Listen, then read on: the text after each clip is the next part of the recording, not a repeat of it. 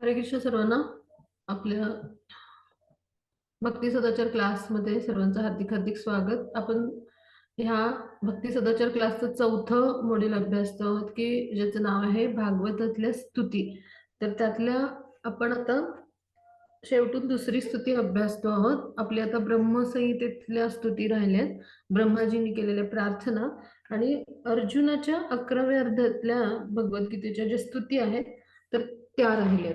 तर आता आपण वेदांची स्तुती अभ्यासतो आहोत. त्याचा काही श्लोक आपण पूर्ण केलेत मागच्या शनिवारी, आणि आता उर्वरित श्लोक आपण आज पूर्ण करणार आहोत. आणि शक्य झाल्यास ब्रह्मसंहितेतले काही श्लोक आपल्याला पूर्ण करता आले तर प्रयास करणार आहोत. तर आपण नेहमीप्रमाणे आपल्या क्लासची जी सुरुवात असते ती गुरुप्रणाम मंत्र आणि मंगलाचरण करून आपण करतो. तर तशी आपण आज सुरुवात करूया आणि मग आपला पुढचा अभ्यास जो आहे तो करूया. ओम नमो भगवते वासुदेवाय. ओम नमो भगवते वासुदेवाय. ओम नमो भगवते वासुदेवाय. ओम अज्ञानतिमिरान्धस्य ज्ञानाञ्जनशलाकया चक्षुरुन्मिलितं येन तस्मै श्रीगुरवे नमः. श्रीचैतन्यमनोभीष्टं स्थापितं येन भूतले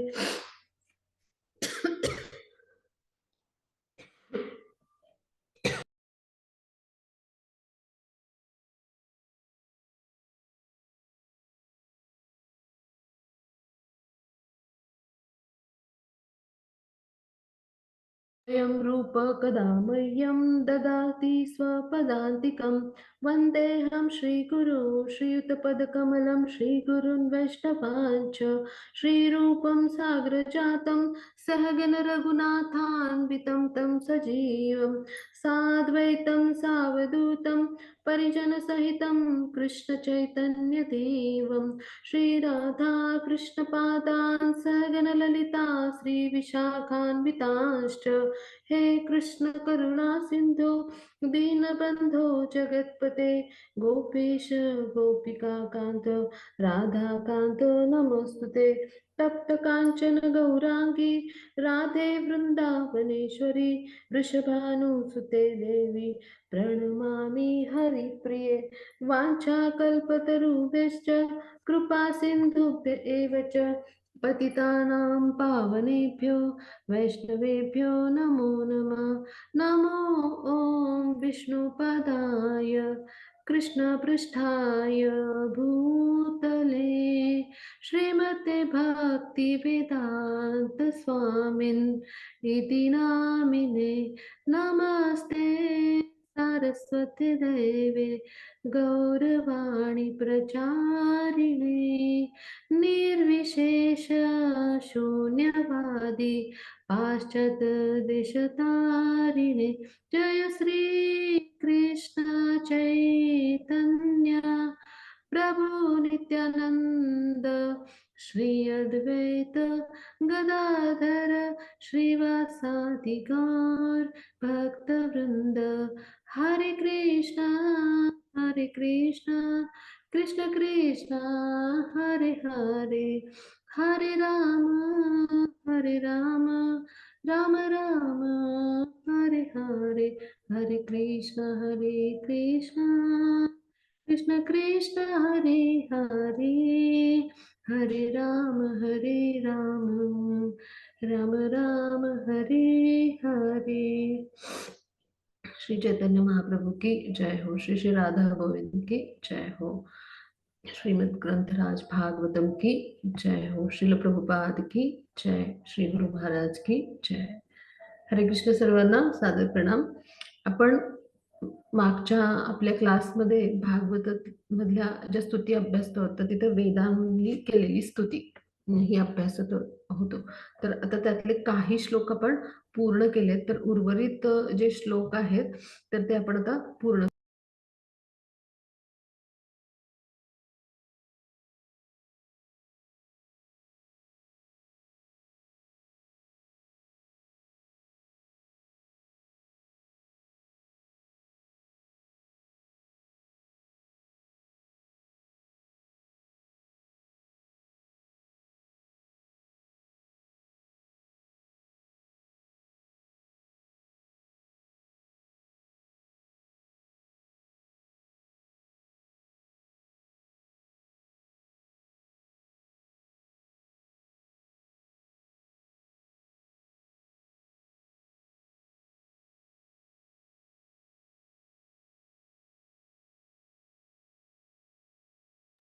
हरे कृष्ण माताजी, तुम्ही म्यूट झाले आहात.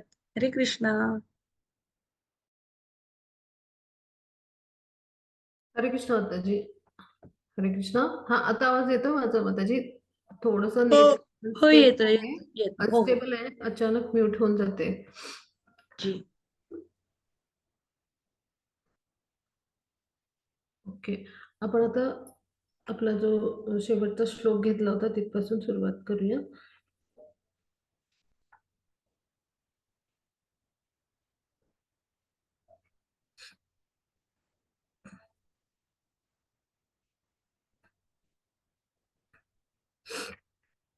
आपण आय थिंक 7 श्लोक घेतले होते माताजी. आपण 28व्या श्लोकावर आलो होतो. कोणता माताजी? आपण 27 पर्यंत श्लोक घेतले होते आणि 28व्या श्लोकावर आलो होतो. 28व्या श्लोकावर आहे. माताजी, हे वेदांची बाणासूर युद्धची आहे माताजी. हरे कृष्ण माताजी. हे स्कंद बाणासूर 10वा. युद्धची आहे. स्कंद 10वा. हरे कृष्ण. स्कंद 10. हा.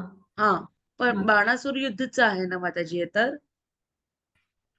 आता जे तुम्ही जे काढलंय ना ते चुकीचं काढलंय. अध्याय 87 वेदस्तुती आहे ते जे ओके, पुस्तक मी आहे. करते, एक मिनिट हा. करते. त्यामुळे ते तसं वाटतंय तुम्हाला. ओके.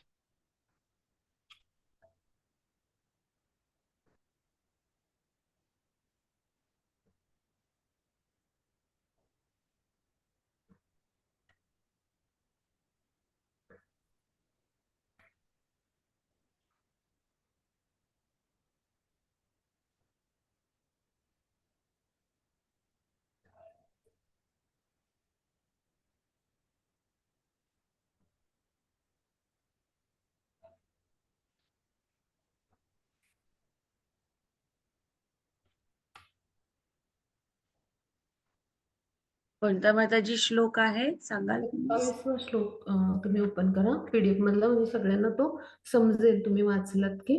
जी. आणि 27 पर्यंत पूर्ण केले आपण. 28वा श्लोक तुम्ही वाचा. जी, वाचते.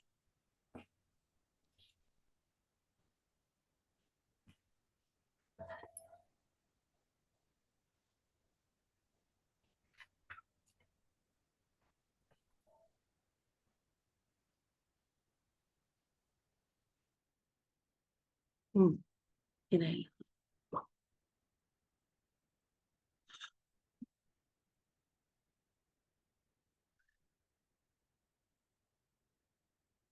Yes. त्वम अकाकरण स्वराडखिलकारक शक्तिधरा तव बलिमुद्वहन्ति मम दन्त्य जया निमिषाः वर्षभुजोऽखिल क्षितिपतेरिव विसृजः विदधति यत्र ये त्वदीकृत भवतश्चकिताः. हरे कृष्ण. हरे कृष्णा. त्याचे तुमच्याकडून म्यूट होत आहे माझं मते. ह्याचा अर्थ आपण समजून घेऊया. तर इथे त्याचा जो भावार्थ आहे तर त्याच्यामध्ये काय सांगितलं की हे परमेश्वर, तुम्ही भौतिक इंद्रिय रहित असूनही स्वयंप्रकाशी आणि इतरांच्या इंद्रिय शक्तीची सूत्रे स्वतःकडे बाळगणारे आहात. देव आणि भौतिक प्रकृती तुम्हालाच उपहार अर्पण करतात आणि तुमच्याच सामर्थ्याने इतरांनी अर्पण केलेल्या पूजेचा उपभोग घेतात. मांडलिक राजे सार्वभौमाला कारभार देऊन त्याच्याच आधारावर इतर लोकांपासून घेतलेल्या कारभाराचा जसा उपभोग घेतात, तसेच हे आहे. देव आपापल्या नेमलेल्या स्थानी राहून आपली कर्तव्य करतात. ती तुमच्या भीतीमुळेच होय. तर आता ह्याचा अर्थ काय आपण समजून घ्यायचा प्रयत्न करूया. तर सर्व वेद एकमुखानं काय सांगतायत पहा, की आपल्यासारखे जे जीवात्मे आहेत तर त्यांनी भगवान यांचं जे श्रेष्ठत्व आहे ते स्वीकारलं पाहिजे. भगवान आमचे नित्य स्वामी आहेत आणि आपण त्यांचे नित्य दास आहोत. हे पहिल्यांदा आपण स्वीकारलं पाहिजे आणि भगवान श्रीकृष्णांच्या सेवेमध्ये स्वतःला समर्पित केलं पाहिजे. म्हणजे काय, की भगवान जे आहेत तर त्यांच्या कृपेमुळं आपल्यामध्ये जी काही इंद्रिय आहेत तर त्यांच्या माध्यमातून आपली कर्म होत असतात. कारण भगवान यांना इंद्रियांचे स्वामी म्हटले. आपल्या सगळ्या इंद्रियांमध्ये म्हणजे जे काही कार्य करण्याचं बळ किंवा जी काही शक्ती आहे, तर ती कोणामुळे असते? तर भगवान यांच्या कृपेमुळे असते. त्याचबरोबर देव जे आहेत, आता वेगवेगळ्या देवता ज्या आहेत आणि भौतिक प्रकृती, तर हे सुद्धा जे आहेत, तर हे भगवान यांचीच निर्मिती आहे आणि त्याचबरोबर भौतिक प्रकृती काय करत असते? तर भगवान यांच्या चरणी आपली सेवा एक उपहार म्हणून अर्पण करत असते. म्हणजे काय? भगवान हे भौतिक प्रकृतीचे स्वामी आहेत. तर त्यामुळं कसं आहे, की भगवान यांच्या नियंत्रणाखालीच भौतिक प्रकृती जी आहे ती कार्य करत असते आणि म्हणून भगवान यांच्या सामर्थ्यामुळेच हे सगळे देवता जे आहेत ते कार्य करू शकतात. म्हणजे जे देवतांचे उपासक आहेत पहा, तर त्यांना ह्या देवतांना काही वरदानं मिळालेली असतात आणि त्याद्वारे ते काय करतात, की जे देवतांचे उपासक आहेत, तर त्यांना काही म्हणजे जे आहेत, तर ते लगेच संतुष्ट होऊन काही वर देतात. म्हणजे काय, की एक वर जरी क्षणभंगूर असले, तर या देवतांना ह्या काही प्रमाणात भगवान यांनी दिलेल्या भौतिक शक्तीच असतात, की त्याद्वारे हे वरदान देऊ शकतात. म्हणजे भगवान यांच्या सेवेमधले अनंत काळचे प्रशासकीय सेवक म्हणजे ह्या देवदेवता असतात. ते देखील कसे आहेत? तर नित्य बद्ध जीवच आहेत. पण ते भगवान यांच्या सेवेमध्ये हजारो लाखो वर्षांपासून असल्यामुळं त्यांना काही सेवा म्हणजे सेवा करत असताना काही वरदान भगवानाने दिलेलं असतं. म्हणजे आपण थोडक्यात समजून घेऊया, की राजाचा जर सेक्रेटरी असेल किंवा आत्ताच्या काळातलं प्रधानमंत्र्यांचे जर सेक्रेटरी असेल, तर त्यांच्या हातात काही पॉवर्स असतात, हो की नाही? मग त्या पॉवर्स कुणी दिलेले असतात? प्राईम मिनिस्टर काय करतात?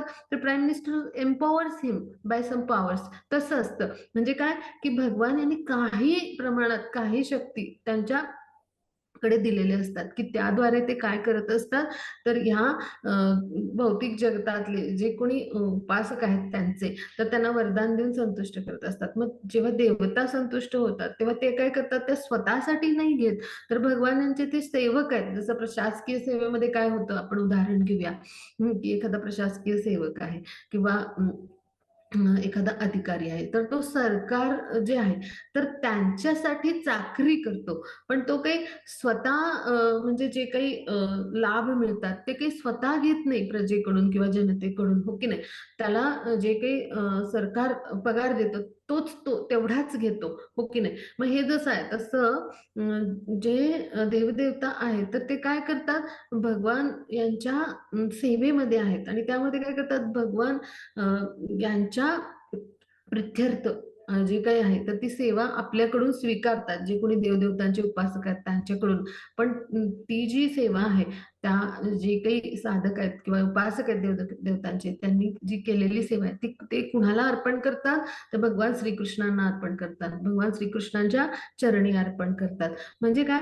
अशा पद्धतीनं काय होतं की ते देवता जे आहेत, तर त्यांच्या माध्यमातून आपली जी सेवा असते, तर ती श्रीकृष्णांपर्यंतच पोहोचत असते. आपण हे भगवद्गीतेमध्ये अभ्यासले किंवा ह्या ज्या सेवा आहेत, तर ह्या सेवेच्या माध्यमातून भगवान जे आहेत, तर आपली त्या विशिष्ट देवतेवर श्रद्धा आपल्या हृदयामध्ये ती स्थिर करतात आणि त्याद्वारे म्हणजे ती श्रद्धासुद्धा स्थिर करण्याचं कार्य जे आहे, ते भगवान हे स्वतःच करत असतात आणि त्याद्वारे ते काय करत असतात, आपल्याला भक्ती मार्गावर एक प्रकारे आणत असतात आणि हळू म्हणजे काय, की तिथून पुढे म्हणजे जसं आपण म्हणतो, की अ, जर आपल्याला वृक्षाच्या मुळाशी पाणी घातलं, तर मग पान, फूल, खोड यांना पाणी आपोआपच पोचतं. म्हणजे काय, की भगवान यांनाच जर आपण मग संतुष्ट केलं, तर मग आपोआपच हे देवता जे आहेत ते संतुष्ट होणार आहेत. म्हणजे काय, की हळू आपल्याला योग्य म्हणजे रीतीने भगवान जे असतात, तर ते स्वतःपर्यंत आणत असतात. ज्याचा जो स्तर असतो, मग भगवान यांची ती योजना असते. मग हे टप्पे आहेत. म्हणजे आपण स्वतःला सुद्धा अनुभवून पहा. आपण कृष्ण भावनेमध्ये येण्यापूर्वी मग काही वेळा आपण म्हणजे म्हणजे देवतेची उपासना केली, त्या देवतेची उपासना केली, असं आपलं सुरू होतं. मग टप्प्याटप्प्याने आपण कृष्ण भाव म्हणजे आलोय. म्हणजे आपण अज्ञानी होतो तेव्हा आपल्याला समजू नाही आलं. म्हणजे तितकी पण आपली शुद्धी झालेली नव्हती, की आपल्याला हे सगळं समजू येईल. पण आपलं कसं झालं, की आपण टप्प्याटप्प्याने मग ह्या कृष्ण भावनेमध्ये आलो. म्हणजे आपण पूर्वी कुठल्यातरी देवतेची उपासना करत असू किंवा म्हणजे कुठलं तरी जप मनोभावे करत असू, असं प्रत्येकाच्या जीवनात असणार आहे, हो की नाही? प्रत्येकाला भूतकाळ आहे. मग त्यानंतर हळू-हळू मग आपल्याला कोणाकडून तरी कळलं, कुठल्या भक्ताकडून किंवा कोणी Facebookवर पाहिलं, कोणी WhatsApp ग्रुपची पोस्ट मिळवली. असं प्रत्येकाला वेगवेगळा जो आहे, तर तो धागा मिळाला आणि तो कृष्ण भावनेमध्ये आपला आला आणि इस्कॉन मंगळूरशी जोडला गेला. असं आपोआप घडत गेलं, हो की नाही? प्रत्येकाचे सुंदर-सुंदर अनुभव असतील. आपण भक्ती मार्गावर कसे आलो.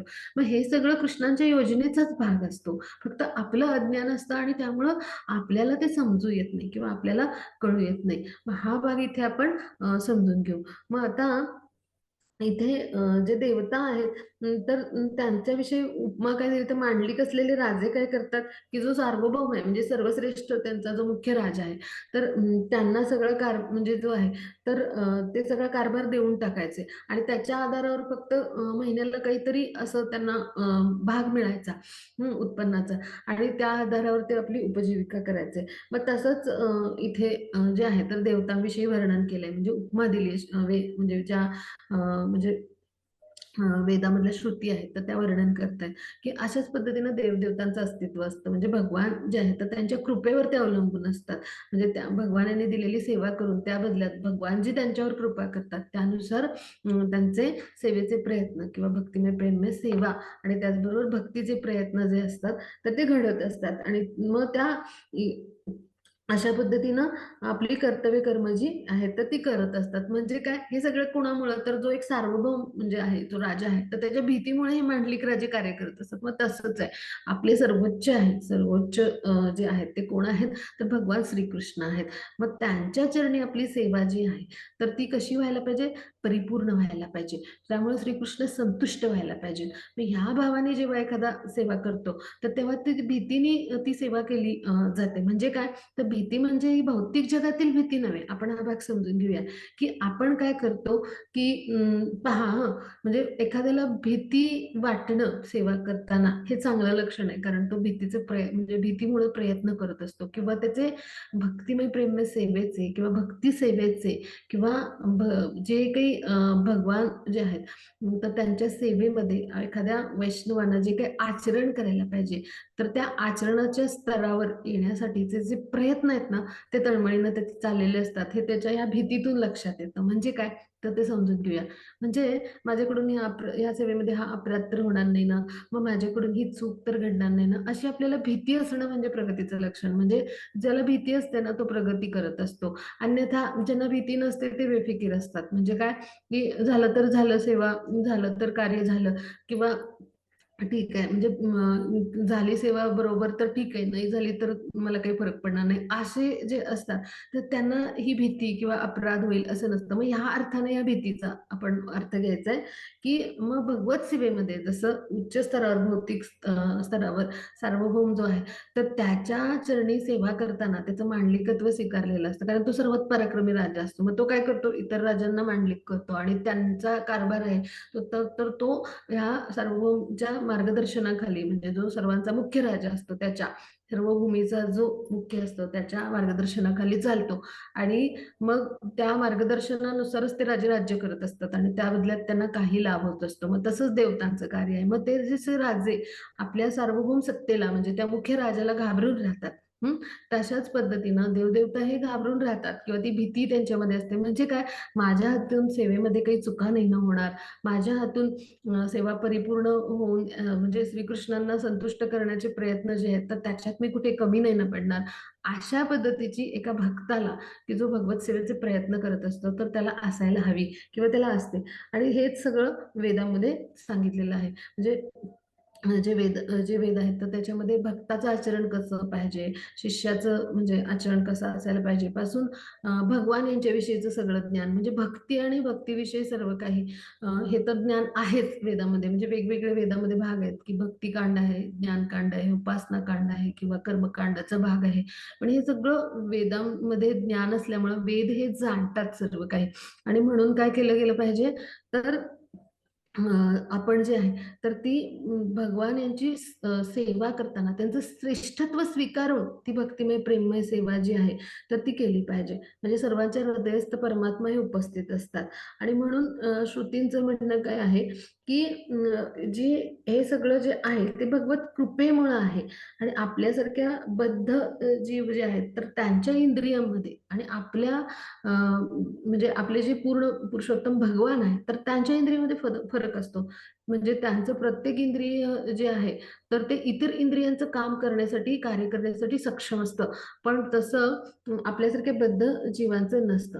म्हणजे आपल्याकडं इंद्रिय असून सुद्धा आपण ह्या सगळ्या इंद्रियांचं म्हणजे भगवान जसं सगळ्या इंद्रियांचं नियंत्रण करू शकतात आणि त्याचबरोबर त्यांचं प्रत्येक इंद्रिय जे आहे ते इतर अनेक इंद्रियांचं एकाच वेळी कार्य करू शकतं. तर अशी क्षमता आपल्यासारख्या बद्ध जीवामध्ये नसते. आणि हा भगवान आणि आपल्यामध्ये हा फरक आहे.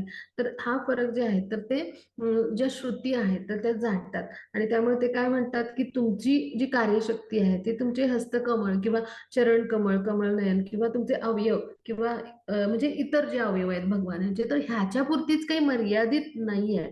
तर म्हणजे ती जी शक्ती आहे तर ती आपल्या कल्पनेच्या म्हणजे अशी पलीकडे आहे किंवा आपल्या विचारशक्तीच्या पलीकडे आहे. म्हणून भगवानांना काय म्हटलंय अचिंत्य म्हटलंय पहा. म्हणजे भगवानाचं अचिंत्य योगी ऐश्वर्य आहे आणि भगवानांच्या शक्ती असंख्य आहेत पहा. म्हणजे इन्फिनिट म्हणजे आपण कल्पना पण नाही करू शकणार अशा शक्ती आहेत.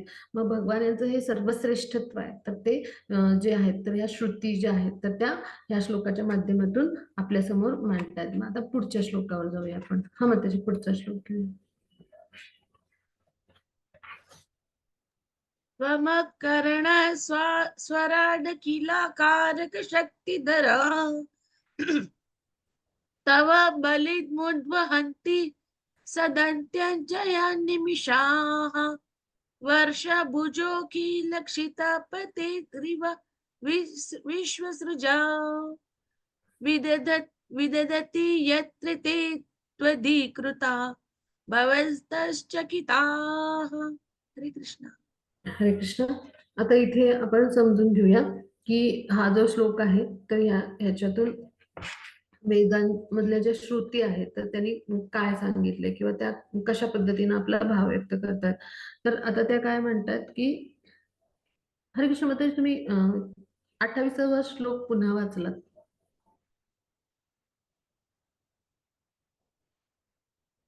हरे कृष्ण.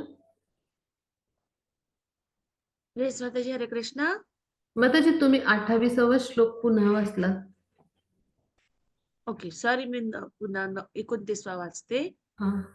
स्थिरचरय जातया स्युरजयोत्तनिमित्तयुजः विहर उदीक्षया यदि परस्य विमुक्त ततः न हि परमस्य कश्चित् परो न परश्च भवेद वियत इवापदस्य तव शून्यतुलां ददतः.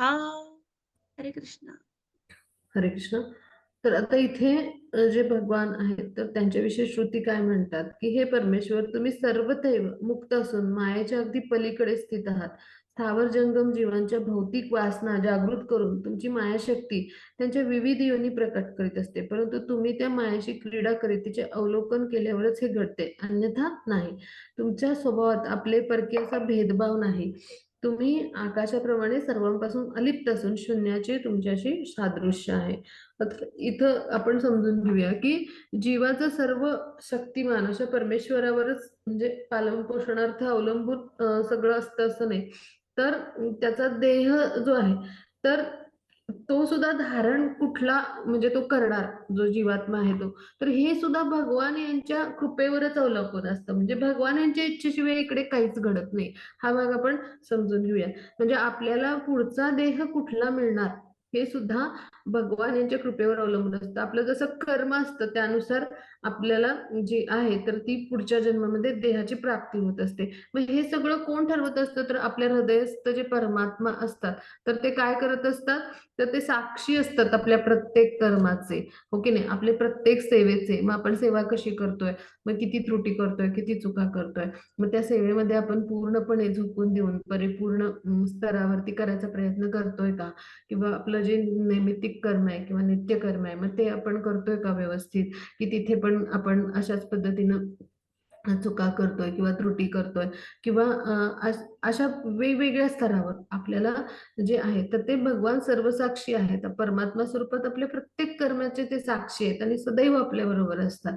मग ते आपली सेवा आणि सेवेचा स्तर पाहतात. आपलं कर्म करण्याची जी पद्धती आहे तर त्याचं ते काय करत असतात तर त्याचं अवलोकन करत असतात. ते साक्षी असतात स्वतः, होय की नाही. आणि त्या स्तरावर त्या प्रमाणात आपल्याला म्हणजे प्रत्येक कर्माचं जे आहे तर ते फळ मिळत असतं.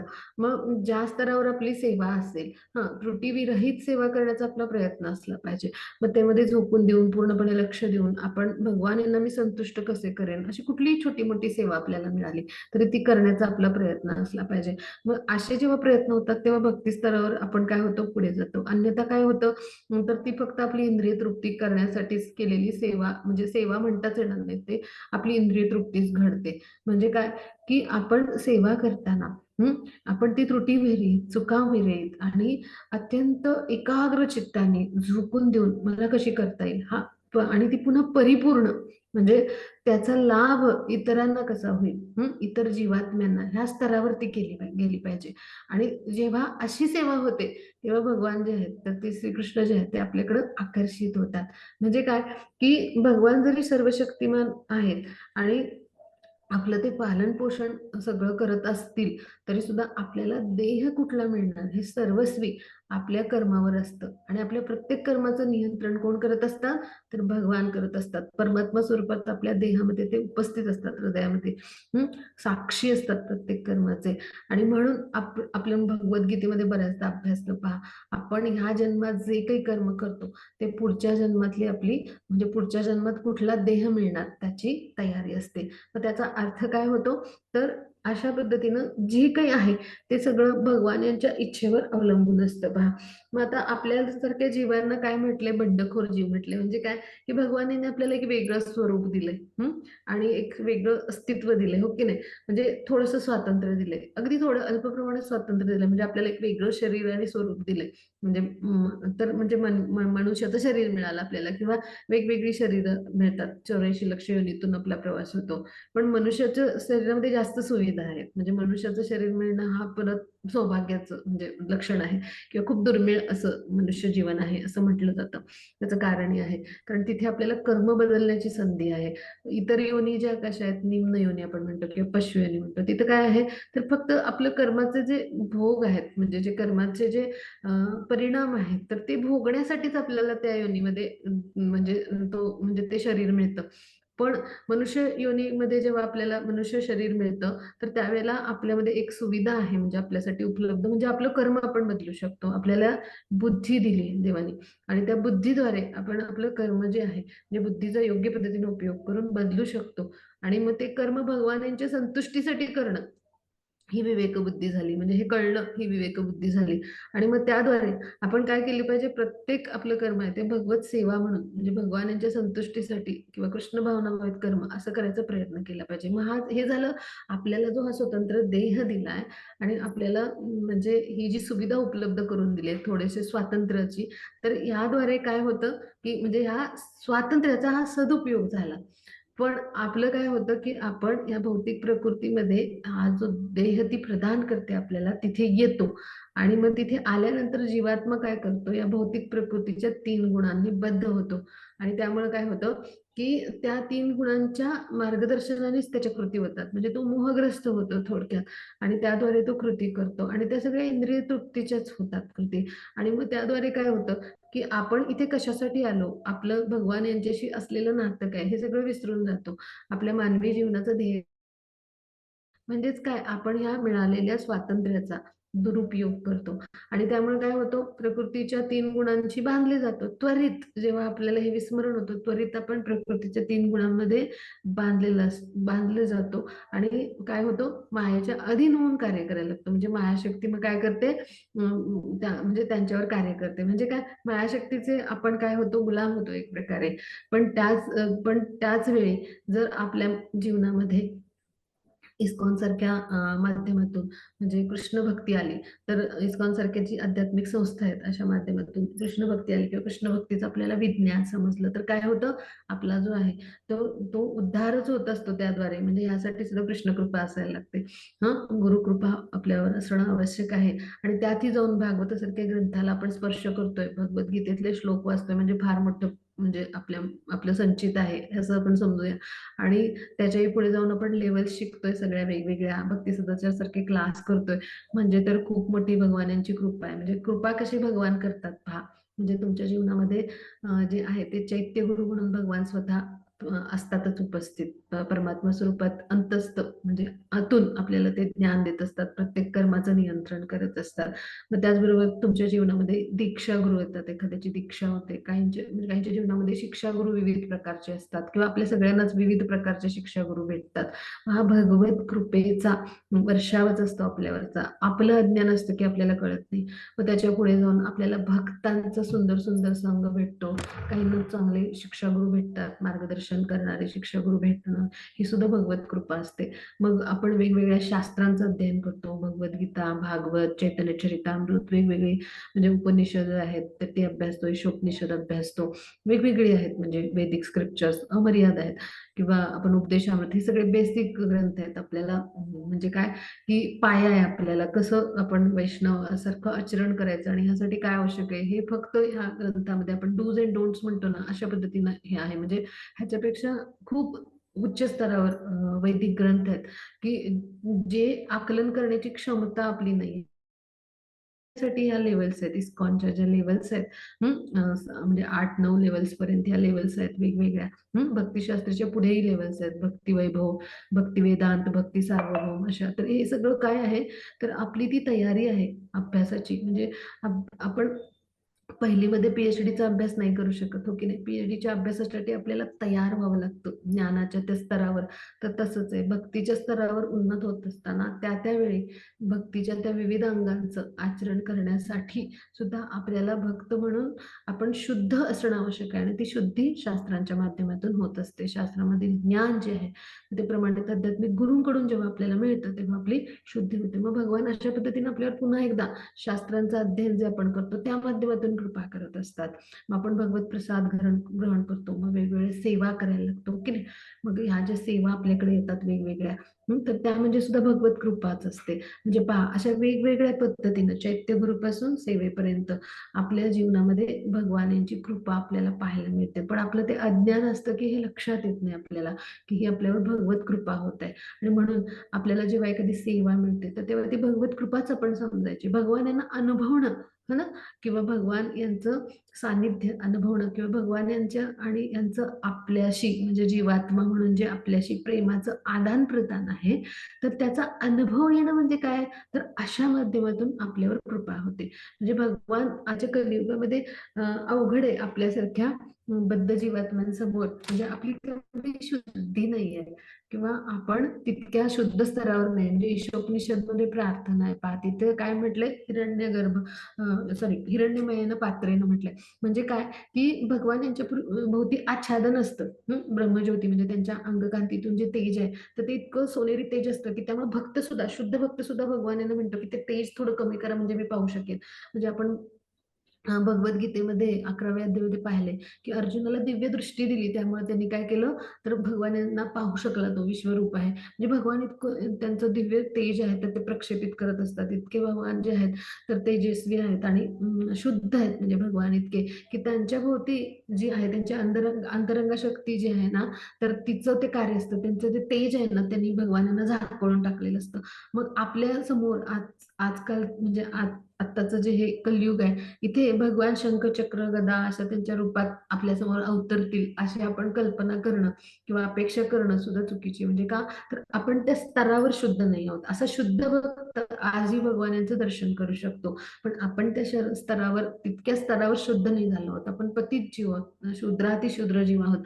आणि म्हणून आपल्याला मग भगवानांच्या प्रेमाचं आदान-प्रदान जर हा अनुभवायचा आहे, ह्या म्हणजे कनिष्ठ स्तरावरच आपण आहोत. मग याचा अर्थ असा नाही की आपल्याला ह्या कनिष्ठ स्तरावर राहून सुद्धा भगवानांचं प्रेम अनुभवायला नाही मिळणार किंवा भगवानांची कृपा. तर ह्याच्यासाठी वैदिक शास्त्र काय सांगतं किंवा वेदामध्ये काय उपदेश आहेत की भले आपण शुद्धीचा स्तर आपला नसेल, भले आपण खूप कनिष्ठ स्तरावर असू, पण आपला भाव आणि प्रेम जे आहे ना, तर ते त्याचं समर्पण म्हणजे आपल्या सेवेचं समर्पण आणि त्याचबरोबर भाव आणि प्रेम आणि जी सेवा आपण करतो ना झोकून देऊन, म्हणजे आपला खरा भाव आणि खरं प्रेम जे आहे भगवान यांच्याविषयीचं, तर तो प्रेम पाहून भगवान जे आहेत, तर त्यांचं जे ट्रान्सडेंटल जे हे असतं, म्हणजे आपण म्हणू की जे आध्यात्मिक जे चैतन्य असतं ते आपण अनुभवू शकतो. अशी प्रत्येक भक्ताला अनुभूती कनिष्ठ स्तरावर आपण असलो, शुद्धीचा स्तर आपला नसेल, तरी देखील अनुभूती येऊ शकते. पण तितक्या तळमळीनं तुमची सेवा होणं आवश्यक आहे भगवानांची किंवा तितक्या तळमळीने तुम्ही शरण जाऊन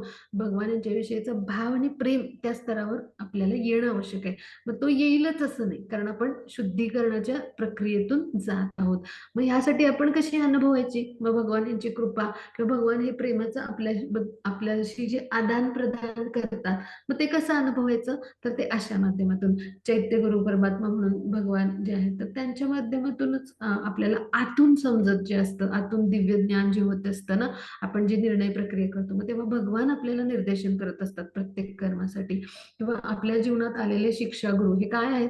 तर बाह्य प्रकाश रूप आहेत. विविध शिक्षागुरु येतात, दीक्षागुरु आणि शिक्षागुरु यांना बाह्य प्रकाश रूप म्हटली आतील चैत्य गुरूंची. मग त्यांना त्या सन्मानाने आपण वागवलं पाहिजे की हे प्रत्यक्ष कृष्ण जे आहेत, तर हे आपल्याशी या माध्यमातून संवाद साधतायत. मग आपलं वागणं कसं असायला पाहिजे पहा, आपलं आचरण कसं असायला पाहिजे. किंवा आपण ग्रंथांचा अभ्यास करतोय, भगवद्गीता उघडून बसलोय, ते प्रत्यक्ष कृष्ण आहेत, भागवत आहे, तर प्रत्यक्ष कृष्ण आहेत. या आदराने त्यांचा सन्मान करून आपण त्या ग्रंथांचा काय केलं पाहिजे, म्हणजे त्या ग्रंथांचा देखील सन्मान केला पाहिजे. मग ही कृष्ण कृपा आहे. किंवा आपण एखाद्या भक्ताशी बोलताना त्यांच्या हृदयस्थ श्रीकृष्णांशी मी संवाद साधतोय, तर ह्या पद्धतीनं आपण ह्या आदराने, ह्या सन्मानाने आपण बोलणं आवश्यक आहे. का तर प्रत्येकाच्या हृदयातले परमात्मा हे चैत्यगुरु म्हणून कार्य करत असतात त्या त्या जीवात्म्यासाठी. त्याचबरोबर आपण म्हणजे प्रत्येक ठिकाणी परमात्म्याला पाहायचंय. आपण आत्मस्तरावर किंवा आत्मतत्वाच्या स्तरावर, तो दुसरा आत्मा म्हणजे भगवानाचा जी अंशच आहे, जसा मी भगवान यांचा अंश आहे. आणि ह्या स्तरावर आपण भगवान म्हणजे यांचा तो अंश म्हणून त्याच्याशी सन्मानाने तर वागायचंच आहे. पण त्याचबरोबर परमात्मा म्हणून सुद्धा भगवान त्याच्या हृदयात उपस्थित आहेत आणि त्यांच्या चरणी आपण साधारण प्रणाम जेव्हा करतो, तो त्यांच्या चरणी जातो. म्हणजे भगवान यांना आपण प्रणाम करत असतो, तो भगवत अंशाला प्रणाम करत असतो. अंश रूपात भगवान आपल्या समोर जीवात्मा म्हणजे उपस्थित असतात, तर त्यांना प्रणाम करत असतो. अशा पद्धतीने जेव्हा आपलं आचरण होतं, तर त्यावेळेला काय होतं, आपल्याला ती भगवत कृपा आणि भगवान यांचं आपल्याशी प्रेमाचं जे आदान प्रदान होत असतं ना, ते जाणवता येत, म्हणजे म्हणजे ते आपल्याला अनुभवता येतं किंवा ते हळूहळू आपल्याला जाणवायला लागतं. अन्यथा काय होतं की आपल्या सगळ्यांचं पहा असं होतं, टीका करायचा असा माझा हेतू नाही, पण आपण थोडंसं समजून घेऊया. बऱ्याच जणांचं काय होतं, सकाळी उठलो मंगल आरतीला, ते यंत्रवतच होतं, म्हणजे रुटीन आपण म्हणतो ना तसं होतं. किंवा जसं रिच्युअल्स करतो ना आपण वैदिक कर्मकांड, तसं भाग होतो. म्हणजे सकाळी उठायचं, मग ते म्हणजे मंगलारती अटेंड करायची, म्हणजे तो काय म्हणतो, करून टाकली कृती का ह्याचा भाग. आपण 16 माळा जप केलो तरी पहा सगळ्यांचं कसं होतं, म्हणजे बरेच जण पहाटे उठून करत पण असतील, हो की नाही, आणि ध्यानपूर्वक करायचा प्रयत्न करत असतील, पण 16 माळा झाल्या की आपल्याला असं होतं ना, हुश्य आता झाल्या.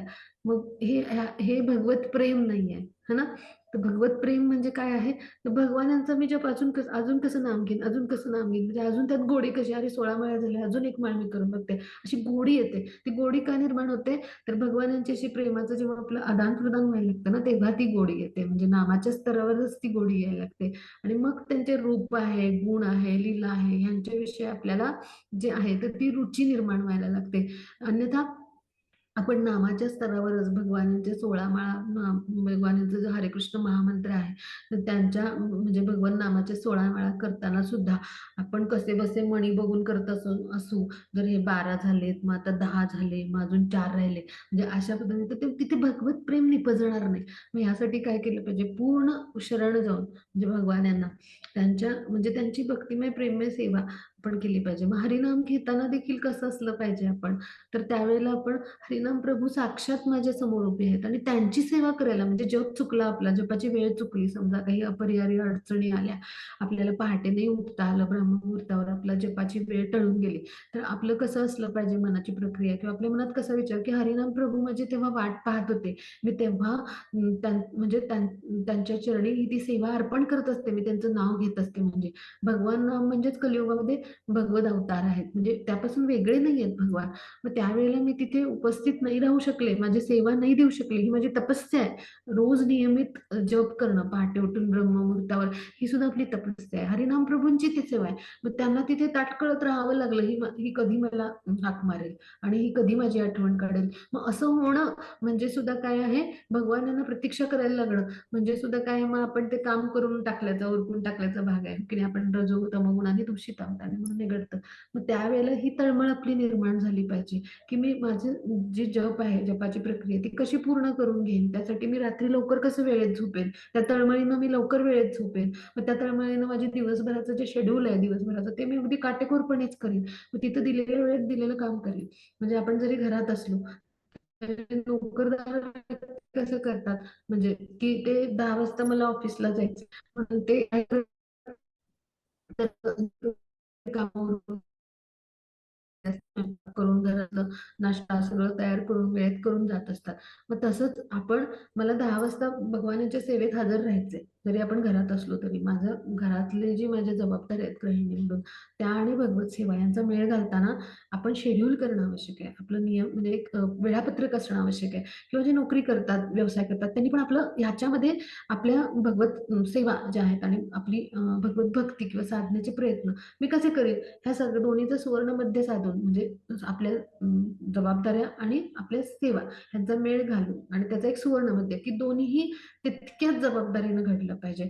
अशा पद्धतीनं आपण त्याचं जेव्हा नियोजन करतो ना, तर त्यावेळेला काय होतं, की त्या वेळेमध्ये ती सेवा आपण चांगली करायला लागतो आणि मग त्यातल्या त्रुटी आपल्याला लक्षात येतात. नाहीतर बऱ्याच जणांचं काय होतं, जेव्हा आपण नवीन येतो सेवेमध्ये किंवा भगवत भक्तीमध्ये, तर आपल्याला हे सगळं नियोजन करता येत नसतं आणि त्यामुळे तो कार्य उरकण्याचा भाग होत असतो. म्हणजे आपण मुद्दामून करत नसतो. आपण शिकतो आहोत, प्रशिक्षित होतो आहोत आणि आपण निरागस आहोत, निरागस जीवात्मे आहोत आणि आपण हळू-हळू शुद्धीकरणाच्या प्रक्रियेतून जात आहोत. पण आपण आपल्या उच्च स्तरावरचे जे कोणी आपले शिक्षागुरु किंवा जे मार्गदर्शक, त्यांचं मार्गदर्शन घेऊन पुढे जायचा प्रयत्न करावाचा असतो. मग तिथं आपलं सगळ्यांचं असं घडतं की नाही. मग हे सगळं का घडतं? तर आपल्याला जे दिलेलं स्वातंत्र्य आहे थोडंसं, त्यामुळे हे सगळं घडतं. मग ते स्वातंत्र्याचा सदुपयोग म्हणजे काय? आपल्या जीवनाचं नियोजन करणं भक्तीसाठी. भौतिक स्तरावरच्या आपल्याला जबाबदाऱ्या नेहमीच सगळ्यांना असणार आहेत. आपल्याला इथे का यावं लागलंय?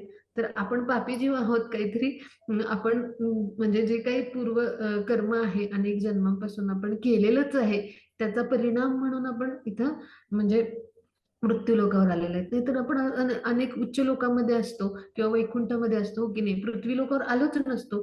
ज्या अर्थी इथे आलो आहोत, त्या अर्थी आपण सगळेच पापी जीव आहोत आणि अत्यंत आपण शूद्र जीव आहोत आणि म्हणून आपलं कर्तव्य काय आहे, की आपण भगवान यांची भक्तिमय, प्रेममय सेवा करण्यासाठीचं आपलं म्हणजे जे आहे समर्पण वाढवणं. म्हणजे समर्पण एका रात्रीत येईल का? किंवा एका वर्षात येईल का? बिलकुल नाही. आपण वर्षभर अभ्यास केलो तर परीक्षा आपल्याला पेपर जो आहे तो म्हणजे आपल्याला लिहिता येतो व्यवस्थित. मग असं जर असेल, तर मग आपल्याला रोज सराव किंवा रोज आपण नियमित सराव आपण ज्याला म्हणतो, तर ते म्हणजे काय?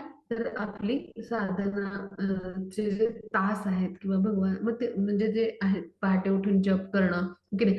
किंवा भगवत प्रसाद करणं किंवा वेगळ्या प्रकारे आपण भगवानांना भोग अर्पण करणं. मग हे सगळ्या ज्या सेवा आहेत, तर ह्या आपण सराव म्हणजे तो आपला सराव पण आहे, आपली ती साधना पण आहे आणि त्याचबरोबर आपली आपली ती तपस्या पण आहे. मग अशा पद्धतीनं जेव्हा आपलं आचरण व्हायला लागेल तेव्हा आपोआपच भगवान आपल्यावर कृपा करतात आणि ह्या सगळ्या सेवेचं नियोजन कसं होईल यासाठी आपल्याला आतून मार्गदर्शन करतात.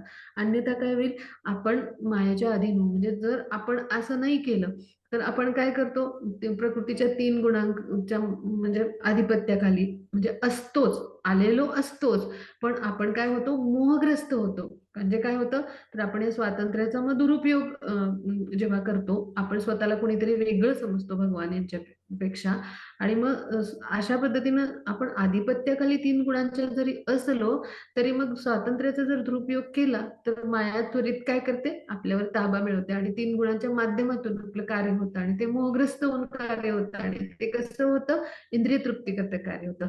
मग त्यामुळे काय होतं, की जीव अधिकच पतित बनत जातो आणि मग म्हणजे कसं आहे, मग मनुष्य जन्म हा दुर्लभ आहे आणि त्याहून दुर्लभ म्हणजे आपल्या जीवनात गुरु येणं आणि त्याहून दुर्लभ म्हणजे आपण दीक्षित होणं आणि त्याहून दुर्लभ म्हणजे काय, की आपण भक्तिमय प्रेममय सेवेचे प्रयत्न करणं. मग पहा आपण किती लकी आहोत किंवा आपलं किती सौभाग्य आहे, की आपल्यातल्या काही जणांची दीक्षा झाली आहे किंवा ज्यांची नसेल दीक्षा झाली त्यांची भविष्यात होऊ घातली आहे. म्हणजे काय, की आपल्यासाठी हे सौभाग्य आहे.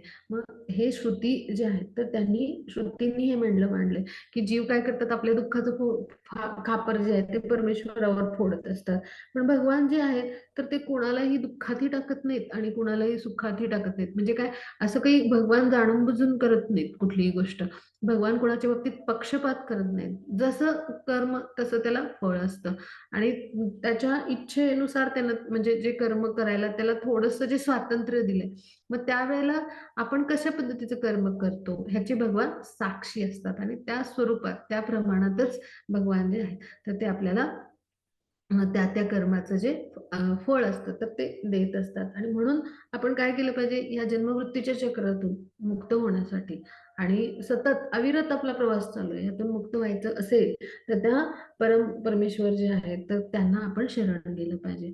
मग कशा पद्धतीनं हा प्रवास घडतो आणि आपण चक्रात कसं अडकतो आणि भगवान यांच्यावरच खापर आपल्या दुःखांचं कसं फोडतो, तर हे सगळं जे वर्णन आहे तर ह्या श्लोकामध्ये आपण अभ्यासलं. या श्रुतींनी हे आपलं म्हणणं इथे मांडलंय, की मनुष्य जीवनाचं मध्ये कशा पद्धतीनं दुःख येतात आणि कर्मबंधनात तो कसा अडकतो, तर ह्या श्लोकाच्या माध्यमातून आपण ते अभ्यासलं. आता आपण 30व्या श्लोकावरती जाऊया. हा माताजी, हा एक 30व्या श्लोकावर. हरे हा कृष्ण. बघा. हा. अपरिमिता ध्रुवस्तनुभूत भूतो यदि सर्वगता स्तरी न शास्यतेति नियमो ध्रुवने तरथा अजनी च नियन्मयम् तद्विमुष्य नियन्त भवेन समम समम अनुमनोजात्नताम् यद सतं मत दृष्टतया. हरे कृष्ण. आता आपण इथे समजून घेऊया की 30व्या श्लोकातून काय म्हणतात.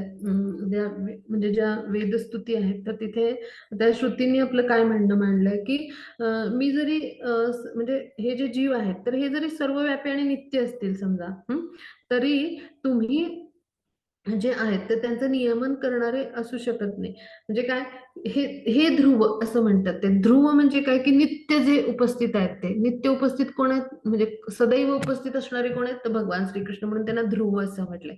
ध्रुव या शब्दाचा अर्थ नित्य असा होतो. मग आता पण तुमचे हे सूक्ष्म अंश आहेत आणि त्यांचे देह हे विकारी असल्यामुळं तुमचे त्यांच्यावर खचितच नियंत्रण असते. जो पदार्थ ज्या उपादान रूपी वस्तूपासून उत्पन्न झालाय ती वस्तू त्या पदार्थाचे नियमन करेल, पण त्यांचे कारण म्हणून राहूनच करेल, एरवी नाही. सर्वव्यापी परमेश्वर मला समजले आहेत असे जे म्हणतात त्यांना ते मुळीच समजलेले नसतात, हा त्यांचा निव्वळ भ्रम होय. कारण जे काही ज्ञान भौतिक साधनांच्या सहाय्याने प्राप्त झालेले असते ते सर्व दोषयुक्त असते. आता ह्याच्यातून खूप मोठा संदेश आपल्या सगळ्यांनी अनुभवायचा आहे. पहा, खूप म्हणजे काय म्हणतो, गहन आपण म्हणतो ना अशा पद्धतीचं, म्हणजे ही गहन म्हणजे हा उपदेश आहे असं म्हणून. म्हणजे काय, की बद्ध जीवाला परमेश्वराचं प्रत्यक्ष ज्ञान काही होणं शक्य नाहीये, म्हणजे आपल्यासारख्या बद्ध जीवाला.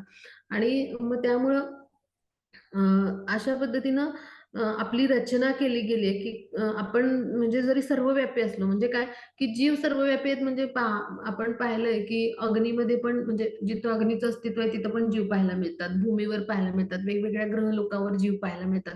म्हणजे काय, की जीवांचं अस्तित्व सगळीकडे आहे बरं का. म्हणजे आपण हे सगळं भगवद्गीतेत अभ्यासले, की वेगवेगळे ग्रहलोक आहेत आणि तिथं वेगवेगळे जीव आहेत पहा. त्यांचं अस्तित्व आपल्याला सगळीकडे पाहायला मिळतं. पण आता इथे समजून घेऊया, की हे जे जीव आहेत हे सर्वव्यापी जरी असले म्हणजे असे सगळीकडे असले म्हणजे अणूच्या अंतरात देखील जीव आहे आपण असं म्हणजे जे आहे क्षमा असावी तर भगवान आहेत असं आपण म्हणतो. मग जीव अशा पद्धतीने सर्वव्यापी आहेत म्हणजे भगवान जसे सर्वव्यापी आहेत तसे काही ग्रह लोकांवर वेगवेगळ्या जे आहेत तर तिथे आपल्याला जीवात्मा जो आहे तर त्याचं अस्तित्व अनुभवायला येतं, पाण्यामध्ये अनुभवता येतं, अग्नीमध्ये अनुभवायला येतं, उच्च स्तरावरचे जे ग्रह लोक आहेत तिथे अनुभवायला येतं. म्हणजे अशा सगळ्या स्तरावर जे वेगवेगळे ग्रहलोक आहेत तर तिथे किंवा भूमीवरती आपण जीवात्म्यांचं अस्तित्व अनुभवतो म्हणजे अशा सगळ्या ठिकाणी जीवात्मा हे जे आहेत किंवा जीव जे आहेत तर ते उपस्थित आहेत. मग ते जरी नित्य असले म्हणजे भगवान नित्य आहेत आणि त्यामुळं जीवात्मा देखील काय नित्य आहे म्हणजे आपला जो आत्मा आहे किंवा आपण जीवात्मा आहोत भगवान यांचा अंश आहोत. मग आपण सुद्धा कसे नित्य आहोत म्हणजे आपण सुद्धा जेव्हा भगवान हे निर्माण झाले तेव्हाच आपण निर्माण झालेले आहोत. त्यांच्या कृपेमुळेच आपण निर्माण झालेले आहोत. त्यामुळे जीव आणि भगवान हे नित्य आहेत. फक्त फरक काय आहे, की जीव जे आहेत तर ते कसे आहेत तर ते जे आहेत तर ते जन्म-मृत्यूच्या खेळामध्ये पुन्हा-पुन्हा येत राहतात म्हणजे आणि त्याचबरोबर आपल्याला जी भौतिक शरीरं मिळतात, ती प्रत्येक वेळी वेगवेगळी मिळतात. मग भगवान आणि आपल्यामध्ये हाच फरक आहे. म्हणजे आपल्याला भौतिक देहाची प्राप्ती होत असते आणि भगवान यांचा देह कसा आहे आध्यात्मिक आहे पूर्णतः किंवा जीव जो आहे तो वेगवेगळ्या योनी आणि शरीरातून जे काही कर्म करतो त्यानुसार प्रवास करत असतो. मग तसं भगवान यांचं नाही. भगवान परिपूर्ण आहेत, सच्चिदानंद आहेत. मग आपला आत्मा जो आहे तो सच्चिदानंद आहे. पण आपल्याला देह कसा भौतिक मिळतो आणि त्याद्वारे आपलं भ्रमण होत असतं. मग सर्वव्यापी जरी जीव असला तरी भगवानांचा तो सूक्ष्मच अंश आहे. छोटासाच अगदी चितकण आपण म्हणू असं आहे. आणि त्यामुळे काय होतं, की आपला देह हा विकारी आहे. म्हणजे त्याला विकार आहेत ना वेगवेगळे आणि त्यामुळं खचित म्हणजे त्यामुळे कसं होतं, की देहावर म्हणजे देहावर जी म्हणजे नियंत्रण जे आहे तर ते भगवान यांचं असणं जे आहे तर ते अपेक्षित आहे. पण जो पदार्थ जो आहे म्हणजे ज्या उपादानारूपी वस्तूपासून उत्पन्न झाला आहे, ती वस्तूच त्या पदार्थाचं नियमन करेल असं म्हटलंय पहा. इथे सगळ्यांनी थोडंसं ह्याच्यामध्ये पहा भावार्थामध्ये म्हणजे तुम्हाला लक्षात येईल. म्हणजे भौतिक प्रकृती आपल्याला शरीर निर्माण म्हणजे आपल्यासाठी शरीर देते. म्हणजे जो पदार्थ ज्या उपादानारूपी म्हणजे काय, की उपादान रूपी वस्तू म्हणजे काय ज्याच्यापासून आपल्याला म्हणजे निर्माण केलं गेलं. म्हणजे ज्याच्यापासून आपण निर्मिती केली गेली आपली ज्याच्यापासून निर्मिती झाली. म्हणजे ज्या वस्तूपासून आपण निर्माण झालो त्या वस्तूवर मुळेच आपलं नियंत्रण होऊ शकतं.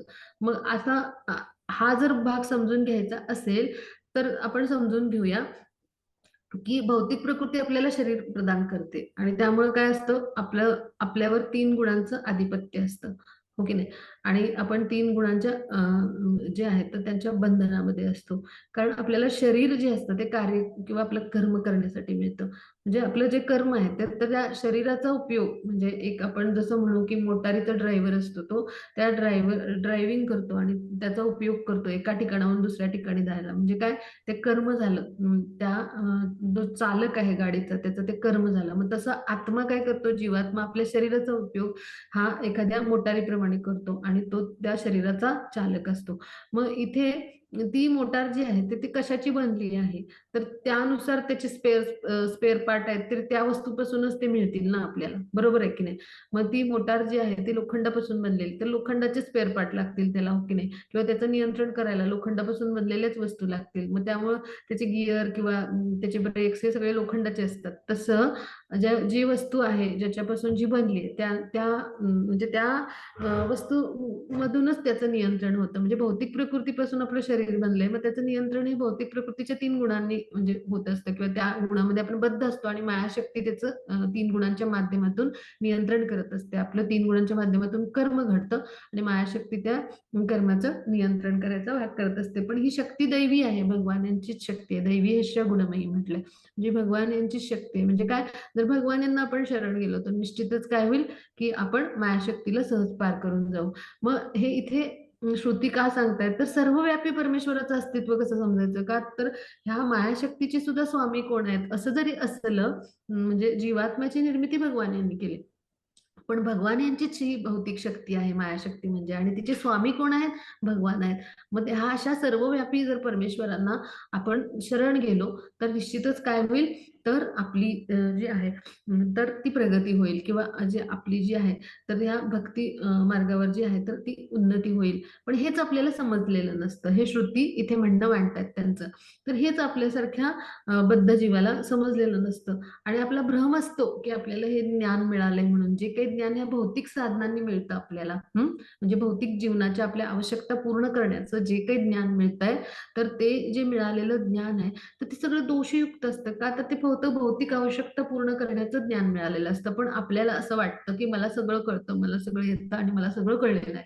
मग हे जे वाटतं ना तर हाच आपला निव्वळ भ्रम असतो आता मायेचं कार्यच आहे आपण मायेमध्ये कसं असतो भ्रमितच होतो म्हणजे ज्या वस्तूपासून आपण बनलो त्या वस्तूसारखेच गुण आपल्यामध्ये असणार हो की नाही मग ते भौतिक गुणच असतात त्यामुळे आपल्यामध्ये आलेले आणि त्या आधिपत्याखाली पुन्हा त्या ज्या वस्तूपासून बनलो त्या वस्तूच्या आधिपत्याखाली म्हणजे त्या वस्तूचे ते 3 गुण आहेत त्यांच्या आधिपत्याखाली जर आपण असू तर आपल्यामध्ये निव्वळ भ्रमच राहील आणि आपण कसे राहू म्हणजे भ्रम युक्त राहू पण ह्या भ्रमातून जर आपल्याला मुक्त व्हायचं असेल तर आपली वास्तविक स्थिती काय आहे तर आपण वास्तविक कोण आहोत तर भगवान यांचे एक आध्यात्मिक चित्कण आहोत भले भगवान यांच्याशी आपण परिमाणाने भिन्न असतो पण त्यांचे एक सूक्ष्म अंश आहोत ही आपली जी वास्तविक स्वरूप स्थिती आहे ही जेव्हा आपण समजून घेऊ तर त्यावेळेला आपण ह्या भ्रमातून मुक्त होऊ आणि तत्क्षणी काय हो आपण भगवान यांना शरण जाऊ आणि त्यांची भक्तिमय प्रेममय सेवा करायला लागू पण असं होत नाही आपल्याला काय होतं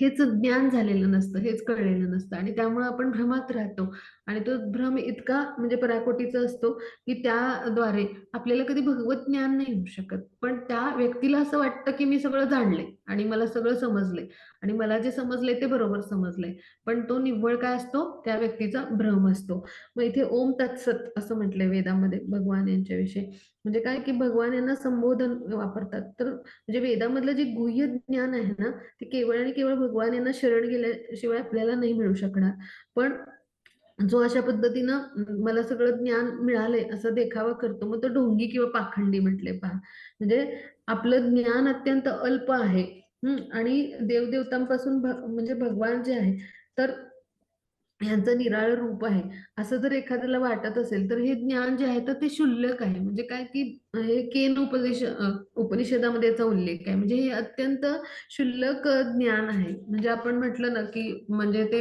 प्राथमिक स्तरावरचं ज्ञान आहे म्हणजे काय की भगवान यांच्याविषयी कुठलंही आपल्याला मत असता कामा नये म्हणजे का तर भगवान यांच्याविषयी सर्वात प्रथम देवदेवतां समान आहेत असं समजणं हा अपराधच आहे आणि समजा आपण समजून घेतलं की देवी देवतांपासून भगवान यांचं निराळं रूप आहे म्हणजे भगवान हे जे काय आहे ते वेगळे आहेत ह्यापेक्षा हे जरी समजलं तर हे क्षुल्लक स्तरावरचं ज्ञान आहे असं श्रुती म्हणतात पहा म्हणजे काय की भगवान यांना जाणण्याचा दावा करणारे जे लोक आहेत ते त्यांना फारसं जाणतच नाही पहा मग हे जे आहे तर हे जे सत्य आहे तर हे म्हणजे हे आपल्या समोर श्रुती आहेत ज्या वेदांमधल्या श्रुती हे आपलं मनोगत व्यक्त करतायत पहा वेदांची स्तुतींच्या माध्यमातून तर त्याद्वारे आपल्याला ह्या श्रुती सांगत आहेत मग ह्याच्यातून आपण काय समजून घ्यायचं तर हे महत्वाचं आहे तर आपण आपल्या जीवनाचं गूढ आकलन करायचे खूप प्रयत्न केले पण आपल्याला कोणी मार्गदर्शकच नाही मिळाले पहा मग आपल्या जीवनात वेगवेगळ्या पद्धतीच्या उपासना करणारे भक्त आले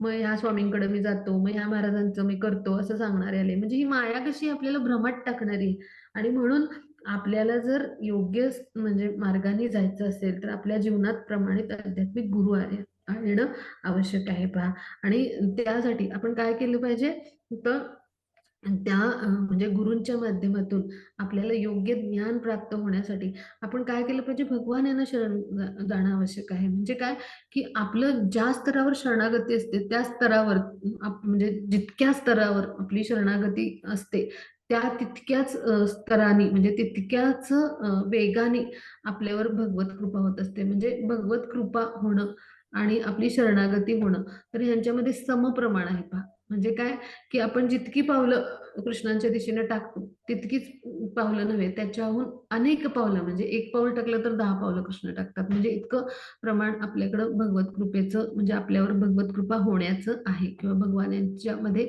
इतकी करुणा आहे की त्यांना करुणा सिंधू म्हणतात, हो की नाही. चैतन्य महाप्रभूंना काय म्हणतात, महावदानय म्हणतात. म्हणजे कलियुगासाठी त्यांनी कुठली अट कंडिशन ठेवलेली नाही. सगळ्या पतित जीवांना, कसंही असो, शूद्र म्हणजे पतित जीव, त्यांच्यावर ते कृपा करतात. म्हणजे भगवान जे आहेत तर ते तुमच्या कर्माचा जो आहे लेखाजोखा बघतात, भगवान श्रीकृष्ण. पण त्याच्याही पलीकडे जाऊन करुणा म्हणजे जे आहे असलेले कोण आहेत, महावदान आहे, म्हणजे इतकी करुणा आहे, म्हणजे करुणेचा अफाट सागर असं म्हणू, असे कोण आहेत, चैतन्य महाप्रभू. मग त्यांच्या चरणी आपण जेव्हा शरण जाऊ तेव्हा आपल्या जीवनामध्ये जे आलेले गुरु आहेत तर ते काय करतील, आपल्याला भगवत चरणापर्यंत नेतील. आपण थेट कृष्णांची कृपा कधी संपादन नाही करू शकणार. आपल्यामध्ये ती सामर्थ्य किंवा ते शक्ती किंवा ते बल म्हणजे अपेक्षित जे आहे तर ते आपल्यामध्ये ते आवश्यक आहे किंवा अपेक्षित आहे, तर ते आपल्यामध्ये नसतंच. आणि त्यासाठी भगवत चरणांपाशी न्यायला सुद्धा आपल्याला गुरूंची आवश्यकता असते पहा. मग गुरु हे काय करतात, एक प्रकारचं माध्यम बनतात आपल्या जीवनामध्ये. मग ह्यासाठी काय केलं पाहिजे, की आपल्याला गुरुचरणी सुरुवात आधी जाणं आवश्यक आहे. मग श्रील प्रभुपादांच्या माध्यमातून आपल्यामध्ये हे प्रमुख संस्थापक आचार्य आणि प्रमुख शिक्षा गुरु म्हणून आपल्याला त्यांचा आश्रय मिळाला. मग त्यानंतर आपल्या जीवनात विविध शिक्षा गुरूंचं जे आगमन झालं. मग त्यानंतर आपल्याला काही जणांना दीक्षा गुरु मिळाली, काही जणांच्या जीवनात अजूनही शिक्षा गुरु, म्हणजे हे निरंतर कार्य सुरूच राहतं. मग हे जे आहे तर हे काय आहे, ही भगवत कृपाच आहे एक प्रकारे. त्या मार्गावर आपण आलो आहोत आणि आता मग हळूहळू आपण पुढे जात आहोत. म्हणजे आपण ह्याच्यासाठी एक उदाहरण अभ्यासू, की मुंबईमध्ये खूप जण लोकलला प्रवास केला असेल बऱ्याच जणांनी, हो की नाही. किंवा खूप जण लोकलचा प्रवासाचा अनुभव पण घेत असतील किंवा घेतला असेल. मग आपण लोकल जेव्हा थांबते तेव्हा आपण त्या लोकलच्या दाराच्या तोंडाशी गेलो की पाठीमागची जी गर्दी असते ती आपल्याला आत ढकलते, हो की नाही. मग आपण प्रवास करतो आणि मग उतरताना पण काय होतं, आपण दाराशी येऊन थांबलं की पाठीमागची गर्दी आपल्याला बाहेर ढकलते, आपण बाहेर येतो. मग तसं आहे, भक्ती मार्गावर आपण आलो की भक्तांचा संग जो आहे तो करणं का आवश्यक आहे, तर अशाच पद्धतीनं आपल्याला भक्त ओढून नेतात भक्ती मार्गावर. आणि हे भक्तांच्या संघाचे हे लाभ आहेत. आणि त्याचबरोबर मग आपण रेल्वेमध्ये बसतो, म्हणजे त्या लोकल मध्ये बसतो, म्हणजे भक्ती मार्गावर आपण दृढ होत जात असतो. हळूहळू आपण उच्च स्तरावर जात असतो. मग जेव्हा आपलं धाम येईल, आपलं ठिकाण स्टेशन येईल, म्हणजे काय आहे, भगवत धाम, बरोबर भक्त आपल्याला तिकडे स्वतःसोबत घेऊन जातील. म्हणजे आपल्या एकट्यालाच जायचं नाही आहे भगवत धामात. आपण म्हणजे एकट्यानेच नाही जायचंय, भक्तांसोबत जायचंय, भक्तांच्या संघासोबत जायचंय. म्हणजे त्याद्वारे लवकर प्रगती आपली होते. म्हणून एकांतात म्हणजे साधना करणं किंवा भक्ती सेवेचे प्रयत्न करणं, तर ह्यापेक्षा भक्तांचा संग करण्यास सांगितलंय पहा. किंवा चैतन्य महाप्रभूंनी ज्या महत्वाच्या 5 गोष्टी सांगितल्या त्याच्यामध्ये भक्तांचा संघ सांगितलाय. मग भक्तांच्या संघाचं हे महत्व आहे, की त्याद्वारे आपण काय करतो, भगवत भक्तीमध्ये दृढ होत जातो आणि आध्यात्मिक स्तरावर उन्नत होत जातो. आणि ते कसं असतं, शीघ्रातिशीघ्र असतं. मग हे सगळं होण्यासाठी काय करायला लागेल, आपल्याला या भ्रमातून बाहेर यायला लागेल. आणि ह्यासाठी आपण काय केलं पाहिजे, भगवान यांना शरण गेलो पाहिजे. म्हणजे शरणागती आपली जी आहे तर ती येणं आवश्यक आहे. म्हणजे फक्त आपण भक्तीच्या स्तरावर येऊन नाही चालणार. म्हणजे इतकंच ज्ञान पुरेसं नाही, की भगवान आणि आपलं नातेसंबंध काय आहे. तर त्याच्याही पुढे जाऊन आपलं कृष्ण भावनाभावित प्रत्येक कर्म कसं होईल, म्हणजे भगवत भक्तीच्या स्तरावर जर पुढे जायचं असेल तर प्रत्येक कर्म कृष्ण भावनेमध्ये कसं होईल, हे आपले प्रयत्न असले पाहिजेत. मग तेव्हा काय होतं, तर आपण अनर्थ जे आहेत तर त्यापासून मुक्त व्हायला लागतो.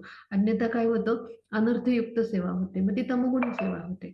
मग आपल्याला शुद्ध सत्वगुणामध्ये जायचंय भगवत धामाला जायला, आणि त्यासाठी आधी सत्वगुणामध्ये आपण येणं आवश्यक आहे.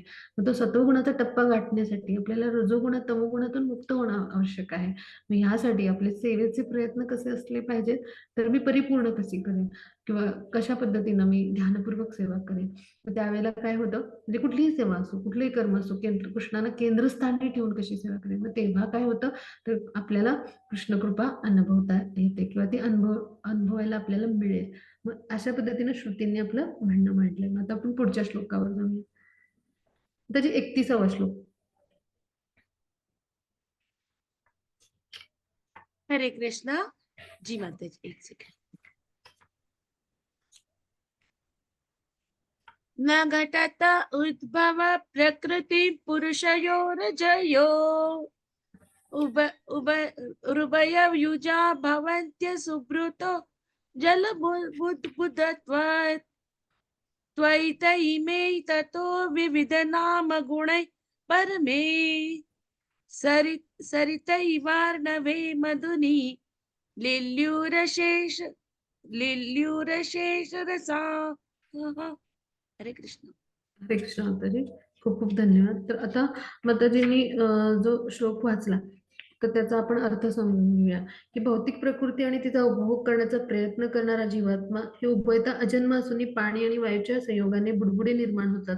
तद्वत त्यांच्या संयोगाने जीवित देह उत्पन्न होतात. नद्या जशा समुद्रात अथवा सर्व प्रकारचे रस जसे मधात लीन होतात त्याप्रमाणे अनेक प्रकारची नावे गुण धारण करणारे जीव तुमच्यात लीन होतात. म्हणजे आता ही प्रक्रिया सर्वांना माहिती आहे साधारण ही कशी निर्मिती होते.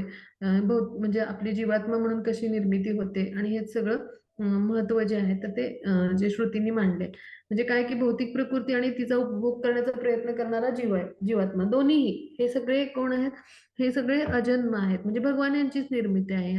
म्हणजे ही दोन्ही म्हणजे जी तत्व आहेत जीवतत्व किंवा भौतिक प्रकृती.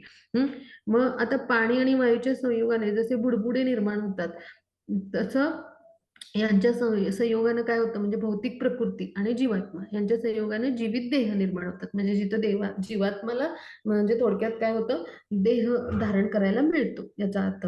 मग जसं नद्या आणि समुद्र यांच्यामध्ये सगळ्या प्रकारचे रस जे आहेत ते मधात लीन होतात. म्हणजे जो मधुर रस आहे म्हणजे जो मध आहे तो एकदम मधुर असा असतो. तर नद्या आणि समुद्र यांच्यामधले जे सर्व प्रकारचे रस आणले आणि आपण मधात ते घातले तर त्यामध्ये ती गोडच चव लागेल कारण मधाची मधुरता अशी आहे की इतर चव आपल्याला जाणवणार नाहीत किंवा इतर चवी ज्या आहेत तर त्या लीन होतील. म्हणजे ती इतकी उच्च कोटीची मधुर चव आहे मधाची की तिथे आपल्याला समुद्राचा खारटपणा किंवा नद्यांच्या पाण्याची जी चव आहे तर ती अनुभवता येणार नाही. म्हणजे काय की तिथे जो प्रधान चव आहे तर ती मधाची आहे. ती गोडवा ही मधाची चव इतकी म्हणजे किंवा मधुरता ही इतकी प्रधान आहे की तिथे इतर सगळ्या ज्या चवी आहेत त्या लीन झाल्या. म्हणजेच काय नद्या आणि समुद्रांचे रस किंवा चवी आहेत त्या तिथे लीन झाल्या म्हणजे गौण झाल्या थोडक्यात. आणि त्यामुळं काय झालं की आपण मधाची मधुरता किंवा गोडवाच अनुभवला. मग तसंच अनेक प्रकारची नावं किंवा गुण धारण केलेले आपल्यासारखे जीव जे आहेत तर ते कुठे लीन होतात भगवान यांच्यामध्येच लीन होतात. हे मानवी जीवनाचं सत्य किंवा मानवी असं नाही म्हणता येणार आपल्याला. मनुष्य ही एक योनी आली तर अशा 84 लक्ष योनींचं जे सत्य आहे एक जीवात्मा म्हणून प्रत्येक जीवाचं सत्य आहे तर ह्या अशा सुंदर उपमेतून श्रुतींनी मांडले. मग ह्याच्यातून आपण काय समजून घ्यायचं तर हा भाग आपण समजून घ्यायचा की म्हणजे आपण जे आहोत म्हणजे आपला जो आत्मा आहे तो भगवान यांचा अंश आहे. मग घटातील आकाश हे बाहेरील आकाशाशी पूर्णपणे एकरूप आहे. म्हणजे तसं आत्मा आणि ब्रह्म यांचं सार एकच आहे. मग हे आपण समजून घेतलं पाहिजे. मग आता योग्य आध्यात्मिक मार्गदर्शनाविना आपण म्हणजे इथे म्हणजे काय होईल तर एखाद्याच्या मनात प्रश्न येईल आपल्या उत्पत्ती संबंधी हा जीव कसा निर्माण झाला. मग ह्यासाठी आपल्या जीवनामध्ये काय पाहिजे तर गुरूंचं आगमन पाहिजे. पहा मग मुक्ती म्हणजे काय किंवा मोक्ष म्हणजे काय तर हे सगळं ईश्वरी कृपेनंच घडतं. मग हे सगळं आपल्याला ज्ञान असणं आवश्यक आहे. म्हणजे पाणी आणि वायू यांच्या संयोगाने जसे असंख्य बुडबुडे निर्माण होतात तर तसे प्रकृती आणि तिचा नियंता म्हणजे कोण तर भगवान श्रीकृष्ण तर यांच्या माध्यमातून सृष्टीत असंख्य बद्ध जीव जे आहेत ते निर्माण होतात. मग अशा पद्धतीनं आपली निर्मिती होत असते. मग आता आपण आपण जे आहोत तर ते एक सूक्ष्म अंश आहोत भगवान यांचा. तर मग भगवान यांचा सूक्ष्म अंश जरी असलो तरी आपण कसे आहोत अविनाशी आहोत. आणि त्यामुळं आपला भगवान यांच्याशी जो संबंध आहे आणि आपलं जी वास्तविक स्थिती आहे तर ती आपण जाणून घेतली पाहिजे. मग हे जेव्हा आपल्याला ज्ञान होतं तर त्यावेळेला काय होतं की भगवान यांची आपण भक्तिमय प्रेममय सेवा करू शकतो. आणि म्हणून श्रुती काय म्हणतात अनेक प्रकारची नावं आणि गुण धारण करणारे आपल्यासारखे जीव असले तर आपण वेगवेगळ्या म्हणजे जरी जीव नावाने ओळखले जात असतो म्हणजे कुणाला डुकराचं शरीर मिळाले, कुणाला कुत्र्याचं, कुणाला मांजराचं, कुणाला मनुष्याचं, हो की नाही? मग अशा पद्धतीनं तरी पण आपण कोण आहोत असे वेगवेगळे शरीर आणि त्यानुसार गुण असतात. शरीरानुसार आपल्यामध्ये गुण येतात.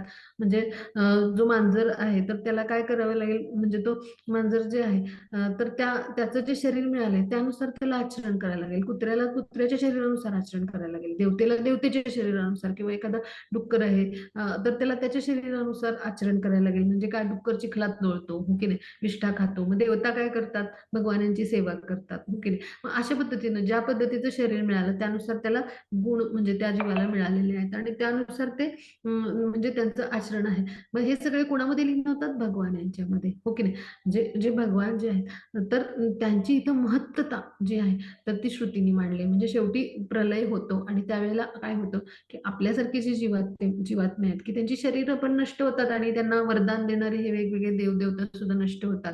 हे सुद्धा बद्ध जीव आहेत आणि हे कुठे जातात, तर भगवान जे आहेत विष्णूंच्या उदरामध्ये म्हणजे ते वास्तवाला जातात, म्हणजे तिथे आश्रयाला जातात. म्हणजेच काय, आपण कोणामध्ये लीन होतो प्रलयाच्या काळी, तर ते त्याचं वर्णन दिलंय.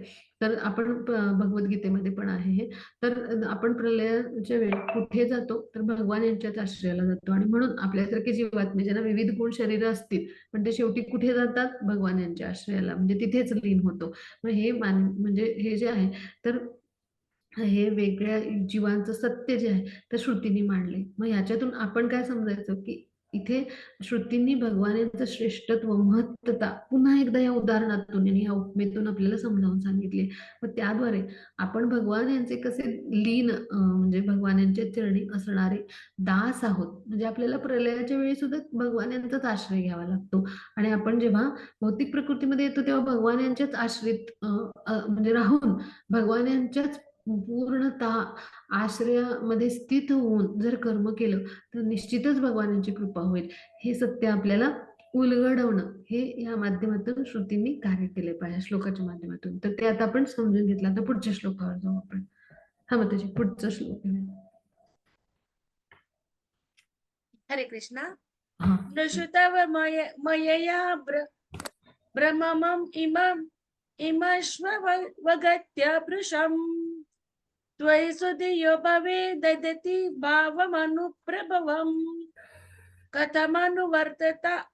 वर्तता भवभयं तव यद्भ्रकुटिः सृजति मोहस्त्रिनेमिभिर्मिरभवा चरणेषु भयम्. हरे कृष्ण.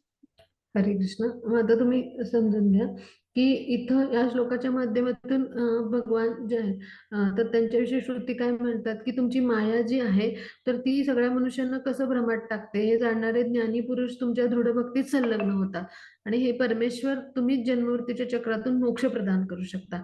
या संसाराचे तुमच्या श्रद्धावान किंकरांना भयते काय आणि या उलट 3 भागांनी युक्त अशा काळाच्या रूपाने प्रतितीस येणारी तुमची भुवई ज्यांनी तुमचा आश्रय घेण्यास नकार दिलाय अशा जीवामध्ये वारंवार भय उत्पन्न करत असते.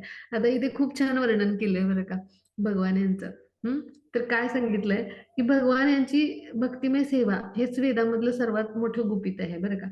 मग आता मायाशक्ती आपल्यासारख्या मनुष्यांना कसं भ्रमित टाकते हे सगळं आता आपल्याला माहित झालंय, हो की नाही. आणि आता हे सगळं जाणणारे कोण असतात, ज्ञानी पुरुष असतात. मग ते काय करतात, तत्क्षणी भगवानांच्या भगवत भक्तीमध्ये म्हणजे भक्तिमय प्रेममय सेवेमध्ये संलग्न होतात. जेव्हा आपण जाणतो की भगवान हेच सर्वश्रेष्ठ आहेत, सर्व कारणांचे कारण आहेत, सगळी संपत्ती भगवान यांची आहे, तत्क्षणी आपण काय करतो, भगवानांच्या सेवेमध्ये संलग्न होऊ की नाही. एखादा विद्वान ज्ञानी काय करेल, तत्क्षणी दृढ भक्तीत संलग्न होईल. पण म्हणजे हे सगळं जे जाणत नाहीत मग त्यांना काय म्हटलंय, मूढ असं म्हटलंय. मग आता त्यावेळेला आपण म्हणजे हेही जाणतो की जन्ममृत्यूच्या चक्रातून मोक्ष कोण प्रदान करतील, तर हे ते भगवानच करू शकतील. मग आता अशा लोकांना आपण जरी ह्या संसारामध्ये आलो, भौतिक संसारामध्ये आलो, तरी असे जे श्रद्धावान आहेत म्हणजे भगवान यांच्याविषयी श्रद्धा जी आहे ते त्यांना दृढ आहे अशी श्रद्धा की भगवान हेच आपल्याला ह्या जन्ममृत्यूच्या चक्रातून मोक्ष प्रदान करू शकतील. मग असे जे श्रद्धावान असतात त्यांना भय ते कुठलं असं श्रुती म्हणतात. म्हणजे काय की याचा अर्थ असा होतो की अशा श्रद्धावान भक्तांना म्हणजे जे आहे तर पतनाचा किंवा आपण जे आहे भगवत भक्तीतून दूर जाऊ किंवा भगवान यांच्या चरण कमलापासून दूर जाऊ असं कुठलंही भय नसतं. म्हणजे सांसारिक तर कुठलंच भय नाही, पण असं कुठलंही भय नसतं की जे भगवत भक्तीमध्ये जे संलग्न होतात. पण या उलट म्हणजे काय की 3 भागांनी युक्त अशा काळाच्या रूपाने, म्हणजे काय की 3 भागांनी युक्त काळाच्या रूपाने म्हणजे काय, प्रकृतीच्या 3 गुणांनी युक्त. हां, आणि काळाच्या रूपाने म्हणजे काय, काळ हा भगवान यांचंच रूप आहे आणि तो काय करतो, देखरेख करतो. म्हणजे 3 गुणांच्या प्रभावाखाली, म्हणजे त्याला 3 भागांनी युक्त म्हणले. आणि काळाच्या रूपाने म्हणजे काळ हा काय, वेळेचा पालक, आणि हे भगवान यांचंच रूप आहे. म्हणजे काळाच्या रूपाने कोण येतात, भगवान येतात. मग त्याला उपमा दिली आहे तुमची भुवई. ज्यांचा आश्रय ज्यांनी तुमचा आश्रय घेण्यास नकार दिला, अशा जीवामध्ये वारंवार भय उत्पन्न करते. म्हणजे काय, आपण उदाहरण पाहिलं असेल पहा, की भुवई अशी वरती अशी जरी वाकडी झाली तरी त्या व्यक्तीचा क्रोध झाला असं आपण समजतो. पहा, असं आपण साधारण देहबोलीवरनं ओळखतो, हो की नाही. म्हणजे रावणाचं जे म्हणजे चरित्र आहे, तर तिथे म्हणजे रामायणामध्ये उल्लेख येतो, रावण कसा होता त्याचं वर्णन आहे. तर रावण म्हणजे त्यानं सगळ्या देवदेवतांना जे आहे, तर ते कशा पद्धतीनं म्हणजे त्यांचा अतोनात छळ मांडला होता. तर रावणाच्या लंकेमध्ये सगळे देवदेवता त्याच्या किचनमध्ये सगळे सेवा द्यायचे. अग्निदेव म्हणजे सेवा द्यायचा त्यांच्या किचनमध्ये. अशा पद्धतीने वायुदेव त्यांच्या किचनमध्ये सेवा द्यायचा. अशा पद्धतीनं त्यांना सेवेला नेमलं होतं. आणि सगळे देवदेवता, रावणाची जरा जरी भुवई उंचावली, वाकडी झाली, तरी सुद्धा म्हणजे त्यांना भय निर्माण व्हायचं. म्हणजे काय, की क्रोधित होण्याचं लक्षण आहे, की भुवई जी आहे ती म्हणजे उंचावते त्यांची. आणि ह्यासाठी अशी उपमा दिली आहे. की अशा पद्धतीनं काळाच्या रूपानं, म्हणजे काळाच्या रूपानं जे आपल्याला भौतिक भौतिक प्रकृतीमध्ये आपण भौतिक देह प्राप्त करून जीवात्मा म्हणून आलो, आणि इथे जे झटके बसतात वेगवेगळे सुख-दुःखाचे, म्हणजे असे प्रसंगांचे काळानुरूप घडत असतात आपल्या जीवनामध्ये घटना. मग त्याला काय म्हणले, काळरूपामध्ये प्रतीतीस येणारी तुमची भुवई, की ज्याने तुमचा आश्रय घेण्यास नकार दिलाय, अशा जीवामध्येच वारंवार भय उत्पन्न, म्हणजे आता पुढे काय होईल याचं भय असतं, हो की नाही. किंवा कुठल्याही प्रकारचं भय, चिंता हे कोणाला असतं, तर भौतिक जीवनामध्ये जे बद्ध जीव असतात त्यांना असतं. पण भक्त कसा असतो, निर्भय असतो. का भक्ताला भगवान यांचा आश्रयाचं अभय असतं, किंवा गुरूंच्या आश्रयाचं अभय असतं. म्हणजे काय, अभय, ज्याला भय नाही असा, आणि जो भयरहित आहे असा. पण जो भौतिक प्रकृतीमध्ये आहे तो 3 गुणांच्या आधिपत्याखाली आहे, आणि त्यामुळे त्याला काय असतं, सदैव भय असतं काळाचं. येणारा काळ कसा असेल हे भय असतं. म्हणून त्याला काय म्हणले, काळरहित भुवई असं म्हटलंय. असं रूप भगवान यांचं. म्हणजेच काळ हे भगवान यांचं रूप आहे. मग अशा पद्धतीनं आपलं भौतिक प्रकृतीत जीवन कसं असतं हे श्रुतींनी मांडले. आता पुढे जाऊ आपण. हा, मग त्याची पुढचा श्लोक घेऊ. हा, मग त्याची 33वा श्लोक घेऊया. हरे कृष्ण.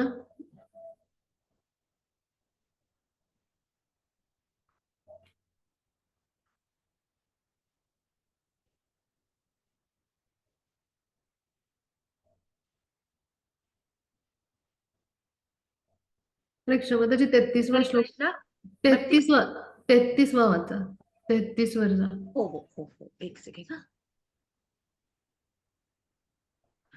एक सेकंड ना माताजी.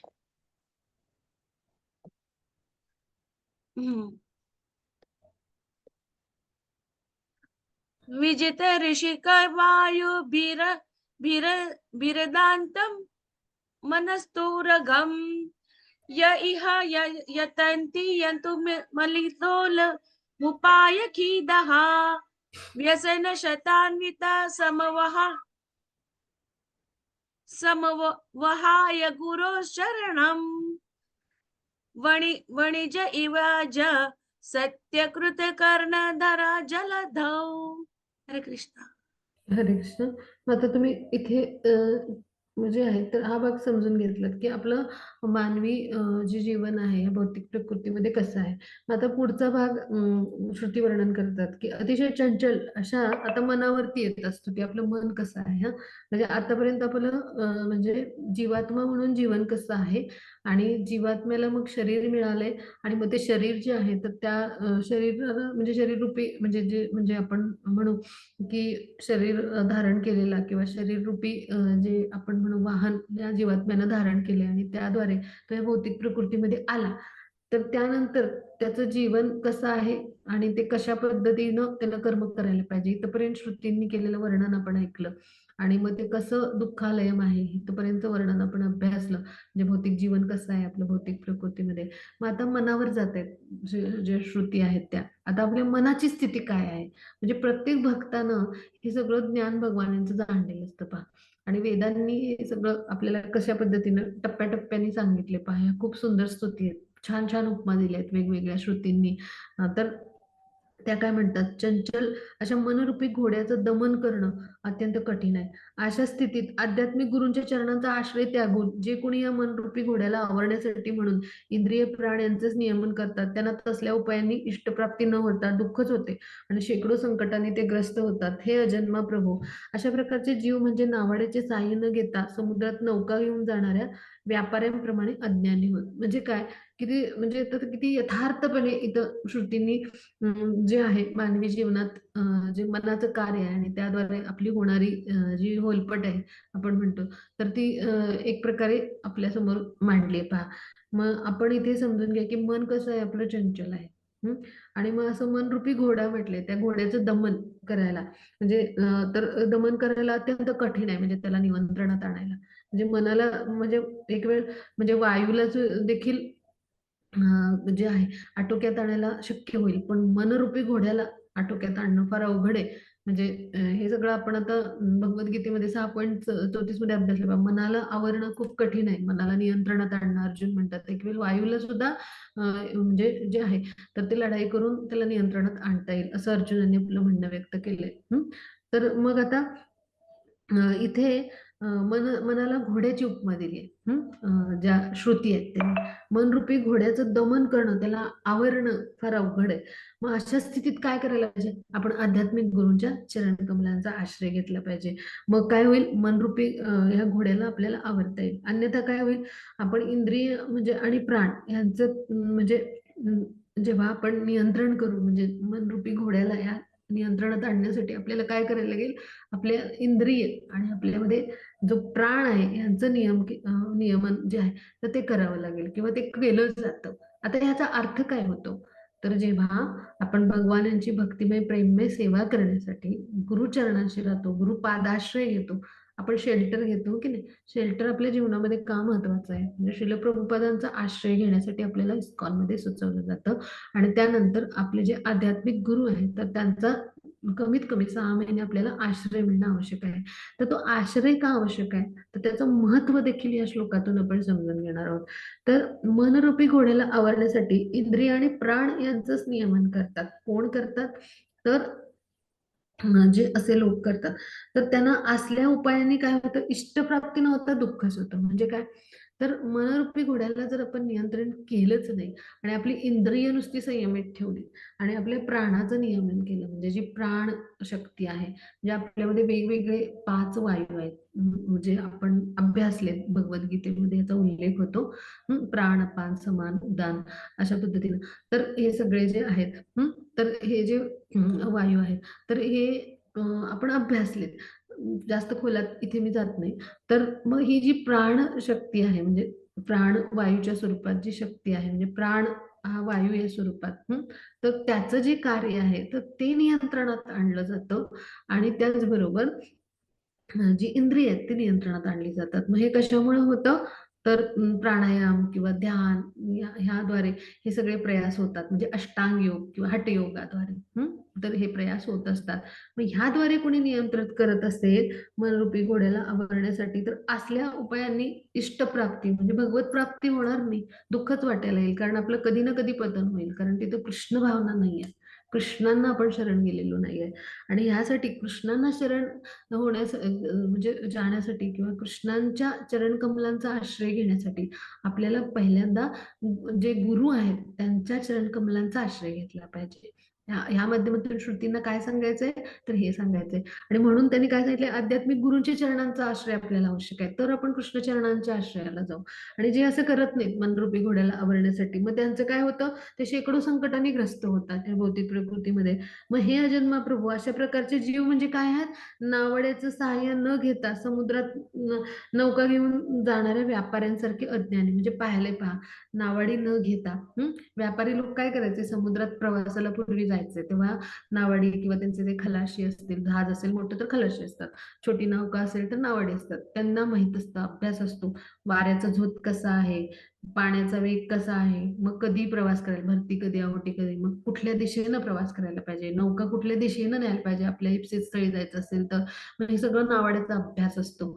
मग आपण जर अशा पद्धतीनं म्हणजे व्यापार करायला समुद्र पार करून जायचंय आपल्याला नौका घेऊन, तर आपण त्या नावाड्याची मदत न घेता स्वतःच ते नाव वल्लवत जायला लागलो तर आपण अज्ञानी ठरू, हो की नाही? आणि ते नाव जे आहे ते कुठेही भरकटेल, हो की नाही? कधी कधी आपण गटांगळ्या पण खाऊ नावेतून पडून. मग अशा पद्धतीनं अज्ञानामुळं काय होईल की असाच आपलं प्रवास होईल. म्हणजे आपण स्वतःला स्वयंघोषित गुरु म्हणून जर ठरवलं, म्हणजे असं स्वतःलाच गुरु ठरवलं. बऱ्याच जणांचं असं होतं, आध्यात्मिक स्तरावर आलं की स्वतःलाच आपण स्वतःचे गुरु ठरवतो आणि आपण काय करतो, तर आपणच सगळं आपल्या मनाप्रमाणे करायला लागतो. आता पहा, उदाहरण घ्या, आपल्याला बुटाची लेस जरी बांधायची असेल तरी आपल्याला शिकवणारा कोणी शिक्षक लागतो, हो की नाही? मग तसं आध्यात्मिक स्तरावरचं आत्मा आणि जे आपलं शरीर आहे या संबंधीचं जे विज्ञान आहे, उच्च आध्यात्मिक ज्ञान आहे, हे अभ्यासाची जेव्हा वेळ येते तेव्हा आपण युट्यूबवरचा कुठला तरी जे माता छान सांगतायत म्हणून ऐकतो, कुठलं तरी लेक्चर ऐकतो आणि मग ते आपण स्वतःला स्वयंघोषित गुरु ठरवतो. बघा, असं होतं बऱ्याच जणांचं, की नाही? मग इथे काय होतं, तर आपल्या मनानेच आपण स्वतःला गुरु ठरवतो. पण आपण पहा, भाजी जरी आणायला गेलो बाजारामध्ये तरी खूप पारखून निवडून आणतो, हो की नाही? म्हणजे काय, की आपल्याला गुरु ठरवताना आपले खूप पारखून निवडून परीक्षा करून त्यांची निवड केली पाहिजे. पण आपलं असं होत नाही, आपण कोणालाही गुरु मानतो आणि त्यांचं सगळं फॉलो करायला सुरू करतो. हे चुकीचं आहे. म्हणजे गुरूंचं महत्व आपल्या आध्यात्मिक जीवनामध्ये किती आहे पहा. म्हणजे गुरूंना निवडताना, त्यांचा आश्रय घेताना ते प्रमाणित आध्यात्मिक गुरु असले पाहिजेत आणि त्याचबरोबर ते कसे असले पाहिजे, ते उत्तम शिष्य. एक गुरु कधी चांगले म्हणायचे आपण, किंवा एक उत्तम गुरु न जाणण्याची जे वेगवेगळे निकष आहेत त्यापैकी काय, ते उत्तम आधी शिष्य असावे लागतात, तर ते उत्तम आचार्य बनतील, हो की नाही? मग असे गुरु जेव्हा आपल्या जीवनामध्ये येतात, म्हणून त्याला प्रमाणित आध्यात्मिक गुरु म्हटले. तेच आपल्याला काय करतील, तर मनरूपी घोड्याला कसं नियंत्रण करायचं हे शिकवतील. अन्यथा काय होईल, की आपण समुद्रामध्ये अशी नौका घेऊन चाललो आहे की जी नौका आहे तर त्याचं म्हणजे जे नौका नयन आहे ते आपणच करणार आहोत नावाड्याचं सहाय्य न घेता. असं आपल्या भौतिक जीवनामध्ये आपली परिस्थिती होईल. मग भवसागर तारून जाता येईल का? बिलकुल नाही. नौका नयनाचं ज्ञान असणारे गुरु असतात. म्हणजे भगवत चरणांशी कसं पोहोचायचं आणि भगवत सेवेमुळे भगवान यांना संतुष्ट कसं करायचं हे ज्ञान देणारे आणि ती सेवा करायला शिकवणारे गुरु असतात. मग त्यांच्या चरणी जेव्हा आपण लीन होऊ, त्यांना जेव्हा शरण जाऊ, तेव्हाच काय होईल, की आपण जे प्रभू आहेत आपल्याला मुक्ती मिळवून देणारे असे जे प्रभू आहेत, तर म्हणजे कोण, भगवान श्रीकृष्ण, तर त्यांना म्हणजे संतुष्ट करू शकू. अन्यथा काय होईल, तर आपली अवस्था कशी होईल, अज्ञानी व्यापारी जो नौका म्हणजे जो नौका घेऊन जातो समुद्रात नावाड्याविना, त्याच्यासारखी आपली अवस्था होईल. म्हणून गुरूंना काय म्हटले, तर आपले उत्तम असे नावाडी म्हणले आपल्या जीवनाचे. म्हणजे अज्ञानरूपी भवसागरामध्ये आपण जेव्हा इथे प्रवास करत असतो, तर त्या प्रवासामधले आपले उत्तम किंवा कुशल नावाडी किंवा कुशल मार्गदर्शक असणारे असे नावाडी म्हणजे कोण असतात, किंवा नौकानयन जे आहेत तर ते करणारे कोण असतात, गुरु असतात. हे गुरूंचं आपल्या जीवनातलं स्थान आहे. आणि त्या काय होईल, आपल्याला हे ज्ञान नाहीये भगवत भक्तीचं, अज्ञानामुळे काय होईल, आपली जी नाव आहे ती भरकटेल आणि पुन्हा पुन्हा पुन्हा पुन्हा आपण गटांगळ्या खात राहू. म्हणजे काय, तर आपण जन्ममृत्यूच्या फेऱ्यामध्ये येत राहू.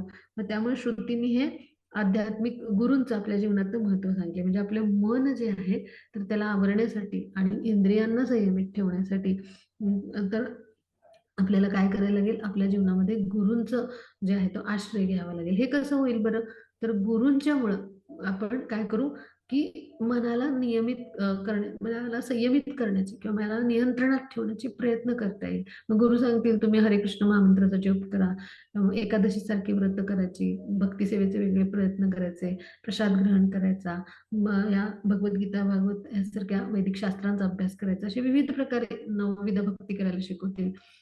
वैदिक साधना शिकवतील. म्हणजे अशा पद्धतीनं हळूहळू आपण गुरूंच्या मार्गदर्शनाखाली एक एक टप्पा पुढे पुढे जात आपण काय होऊ, हा जो भवसागर आहे हा सहज पार करून जाऊ. अन्यथा काय होईल, अन्यथा आपला अज्ञानी व्यापाऱ्यासारखी अवस्था होईल आणि त्यामुळे काय होईल, तर आपण पुन्हा पुन्हा जन्ममृत्यूच्या चक्रामध्ये येत राहू. म्हणजे गुरु कृपा आणि गुरुपादाश्रय ह्यांची किती आवश्यकता आहे पहा आपल्या जीवनामध्ये. मग ह्या रुपे विना आपण कधीच पुढे जाऊ शकणार नाही. आणि हेच महत्व जे श्रुती आहेत तर त्यांनी या श्लोकाच्या माध्यमातून इथे व्यक्त केले. आता पुढे जाऊ आपण. आता 34वा श्लोक.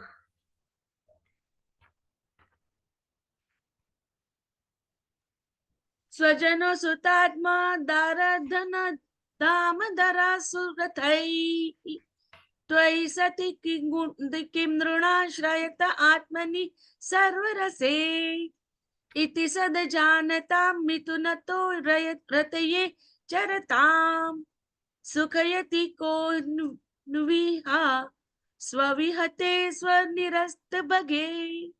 हरे कृष्ण. हा, तर आता आपण इथे समजून घेऊया की हे इथे ज्या श्रुती आहेत त्या काय सांगतात, हे परमात्मा तुम्ही सर्व रसांचे मूर्तिमान स्वरूप आहात. तुमची प्राप्ती उपासना करून होण्यासारखी असताना आप्त, इष्ट, पुत्र, देह, स्त्री, धन, ग्रह, भूमी, प्राण, वाहने इत्यादी शूद्र वस्तूंवर मनुष्याची आसक्ती का असावी? परंतु तुमच्या प्राप्तीला शूद्र वस्तूंचा काही उपयोग नाही. या सत्य सिद्धांतांचे ज्ञान असल्यामुळे मनुष्य पती पत्नींचे दाम्पत्य करून भ्रामक सुखासाठी प्रयत्न करीत असतात. पण हा संसार आपण होऊनच नश्वर, तत्वता निस्सार असल्यामुळे त्यातील कोणत्या गोष्टीपासून त्या मनुष्यांना सुखाची प्राप्ती होणार आहे? म्हणजे काय की आता श्रुतींनी आता म्हणणं पुढचं मांडलंय. म्हणजे आता भगवान जे आहेत तर त्यांचं स्वरूप कसं आहे पहा. आता आपण मनाची स्थिती समजून घेतली. आता जे भगवान आहेत तर ते परमात्मा स्वरूपात कशा पद्धतीनं आहेत, आपल्यामध्ये स्थित जे परमात्मा आहेत ते कसे आहेत त्यांचं वर्णन आहे पहा. म्हणजे आता जीवाची जी वास्तविक स्वरूप स्थिती आहे ती सांगितली श्रुतींनी. इथलं भौतिक प्रकृतीतलं आपलं जीवन कसं आहे हे सांगितलं श्रुतींनी. मग त्यानंतर श्रुतीने आपलं मन कसं आहे ते सांगितलं. मग त्याला आटोक्यात आणण्यासाठी काय करायला लागेल हा उपाय सांगितला. मग आता परमात्मा स्वरूपात भगवान कसे आपल्यामध्ये स्थित आहेत आणि म्हणजे त्यांची कृपा कशी आपल्यावर होते, तर हे या श्लोकाच्या माध्यमातून श्रुती आपल्या समोर हे मांडतायत. तर ते काय सांगतात की सर्व रसांचं मूर्तिमान स्वरूप म्हणजे कोण आहेत? भगवान आहेत. भगवानाला अखिल रसामृत सिंधू असं म्हटलंय. सगळ्या प्रकारचे रस भगवान यांच्यामध्ये आहेत. म्हणजे 12 रसांचं भगवान जे आहे ते आगार आहे. मग आता भगवान हे सर्व रसांचं मूर्तिमान स्वरूप आहेत. मग जर भगवान असे अखिल रसांचे म्हणजे सागर सिंधू म्हणले, अखिल रसामृत सिंधू म्हणतात भगवानांना. मग आता तुमची प्राप्ती उपासना करून होण्यासारखी खरं तर आहे. म्हणजे अशी असताना आपलं काय होतं पहा, आप्त, इष्ट, पुत्र, देह, स्त्री म्हणजे आता ह्या सगळ्या भौतिक प्रलोभनांना आपण बळी पडतो पहा. धन, ग्रह, भूमी, प्राण म्हणजे आपल्याला मृत्यूचं भय असतं की नाही, किंवा काय वाहनं म्हणजे आपल्याला वेगवेगळ्या वाहनं म्हणजे ही जी आहे तर ह्या शूद्र वस्तूवर म्हणजे भौतिक जगतातल्या वस्तू आहेत ना, हे भौतिक आपले देह संबंधी आहेत. आप्तेष्ट किंवा हे जे आहेत आपले इष्ट, पुत्र म्हणजे काय की इष्ट म्हणजे काय आपल्याला जे अनुकूल असे लोक आहेत ते, किंवा आपल्यासाठी जे खूप इंद्रिय तृप्ती देणारं असं जे काही आहे सगळं ते म्हणजे इष्ट. अनुकूल असं. मग पुत्र म्हणजे काय आपल्याला पुत्र पुत्री होणं हे, किंवा देह म्हणजे आपल्याला मानवी देह जो आहे तो म्हणजेच मी वाटतं. आत्म्याला काय वाटतं की हे शरीर म्हणजेच मी आहे.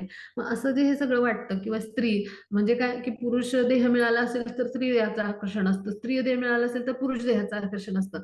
किंवा धन आपल्याला धन जे आहे तर ते मिळवावंसं वाटतं, म्हणजे अर्थार्जन करावंसं वाटणं, किंवा अजून आपल्याला म्हणजे एखादंच घर असेल तर आपण अजून कसं ग्रह निर्माण करू शकू, किंवा भूमी म्हणजे अजून कशी भूमी संपादन करू शकू, किंवा आपल्याला आपल्या मृत्यूचं भय असतं, आपण जीवाला घाबरून राहतोय भौतिक प्रकृतीमध्ये, मला मरण आलं तर, हो की नाही. प्रत्येकाला म्हणजे असं वाटत असतं. म्हणजे आपल्याला कोणाला मरायचंच नसतं, खरं तर अमरच व्हायचं असतं. आणि त्यामुळं आपलं पहा म्हणजे उदाहरण देते, आपल्यामध्ये आपण जीवात्मा आहोत म्हणजे आणि आपण कसे आहोत? अविनाशी आहोत. भगवान यांचे एक अंश आहोत, जीवात्मक अंश आहोत, आध्यात्मिक स्फुल्लिंग आहोत. आणि आपण जीवात्मा म्हणून कसे आहोत? अविनाशी आहोत. आत्म्याला मृत्यू नाही. आपण आत्म्याचे गुणधर्म भगवद्गीतेमध्ये अभ्यासले. तो ओला केला जात नाही, वाळवला जात नाही, किंवा त्याला कुठल्या शस्त्राने कापता येत नाही धारदार अशा, किंवा तो अग्नीने जळत नाही. हे सगळे आपण अनुभवलेत. पण आपल्याला म्हणजे काय आहे तर देह आहे. आणि मग आपण हा देह म्हणजे जो आहे तर तो धारण करून ह्या भौतिक प्रकृतीमध्ये आलोय. पण आपल्या तिथल्या ज्या मेमरी आहेत म्हणजे तिथल्या ज्या आपल्या थोड्याशा काही मेमरी असतात, त्यामुळे आपल्याला काय वाटतं, जे आपण जीवात्मा म्हणून कसा विचार करत असतो की मी अमरच आहे असं वाटत असतं आपल्याला. पण आपल्या शरीर जो आहे तर ते भौतिक आहे.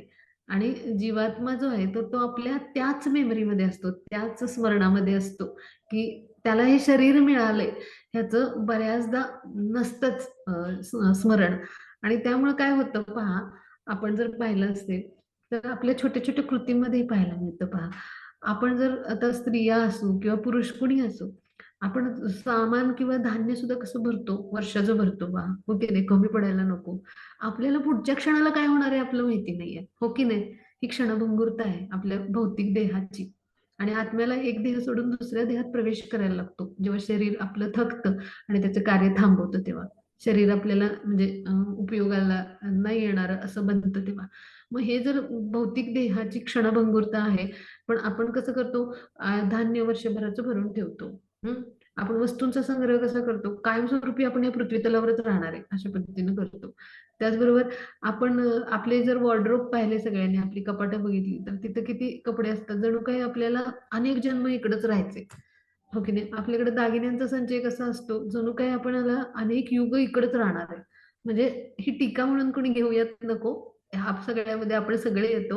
म्हणजे आपला संचय कसा असतो, स्त्रियांची कपाट उघडून पाहिली किंवा आपले कपडे किंवा आपला संचय, वस्तूंचा संचय आपण अशा पद्धतीने केलेला असतो पहा. म्हणजे ह्या आसक्ती आहेत ना आपल्या, आणि अशा क्षुल्लक गोष्टींमध्ये आपण किती आसक्त होतो की आपल्याला ती मेमरी जी असते, मी जीवात्मा म्हणून तेवढंच आपल्याला थोडं थोडं असं वाटत असतं, आपण जीवात्मा असल्यामुळे, की आपण कधी मरणारच नाही आहोत. पण खरं तर हा भ्रम असतो मायेमधला. आपल्याला शरीर आहे आणि ह्या शरीराला 4 समस्या आहेत इथं जीवात्म्याला शरीर धारण केल्यामुळे, जन्म मृत्यू जरा व्याधी. पण आपल्याला नेहमी असं वाटत असतं की आपण इकडेच राहणार आहोत आणि हे सगळं म्हणजे आपण आता अनेक काळ उपभोगणार आहोत. म्हणून आपल्याला असं वाटतं बघा, म्हणजे जीवात्मा म्हणून आपल्याला आपण जे आहे तर ते थोड्या थोड्या अशा मेमरी फ्लिकर होत असतात, म्हणजे असे चमकतात ना तारे तसे किंवा काजवे, तसं आपल्याला थोडंसं स्मरण होत असतं आणि म्हणून ते वाटत असतं. ह्या भौतिक जगतामध्ये आपण आलोय, पण तिथल्या मेमरी आहेत ना आपल्याला थोडंफार. बाकी सगळं आपल्याला विस्मरण झालंय, मायेनं आपल्याला आच्छादित केलेलं आहे सगळं. आणि 3 गुणांनी पूर्ण त्या 3 गुणांच्या आच्छादनामध्ये आहोत आणि त्यातही कलियुगामध्ये रजोतमो गुणांनी आच्छादलेलो आहोत आपण. आपला जन्मच रजोगुणातून होतो आणि आपण जवळ-जवळ रजोतमो गुणांनी आच्छादलेलो असतो.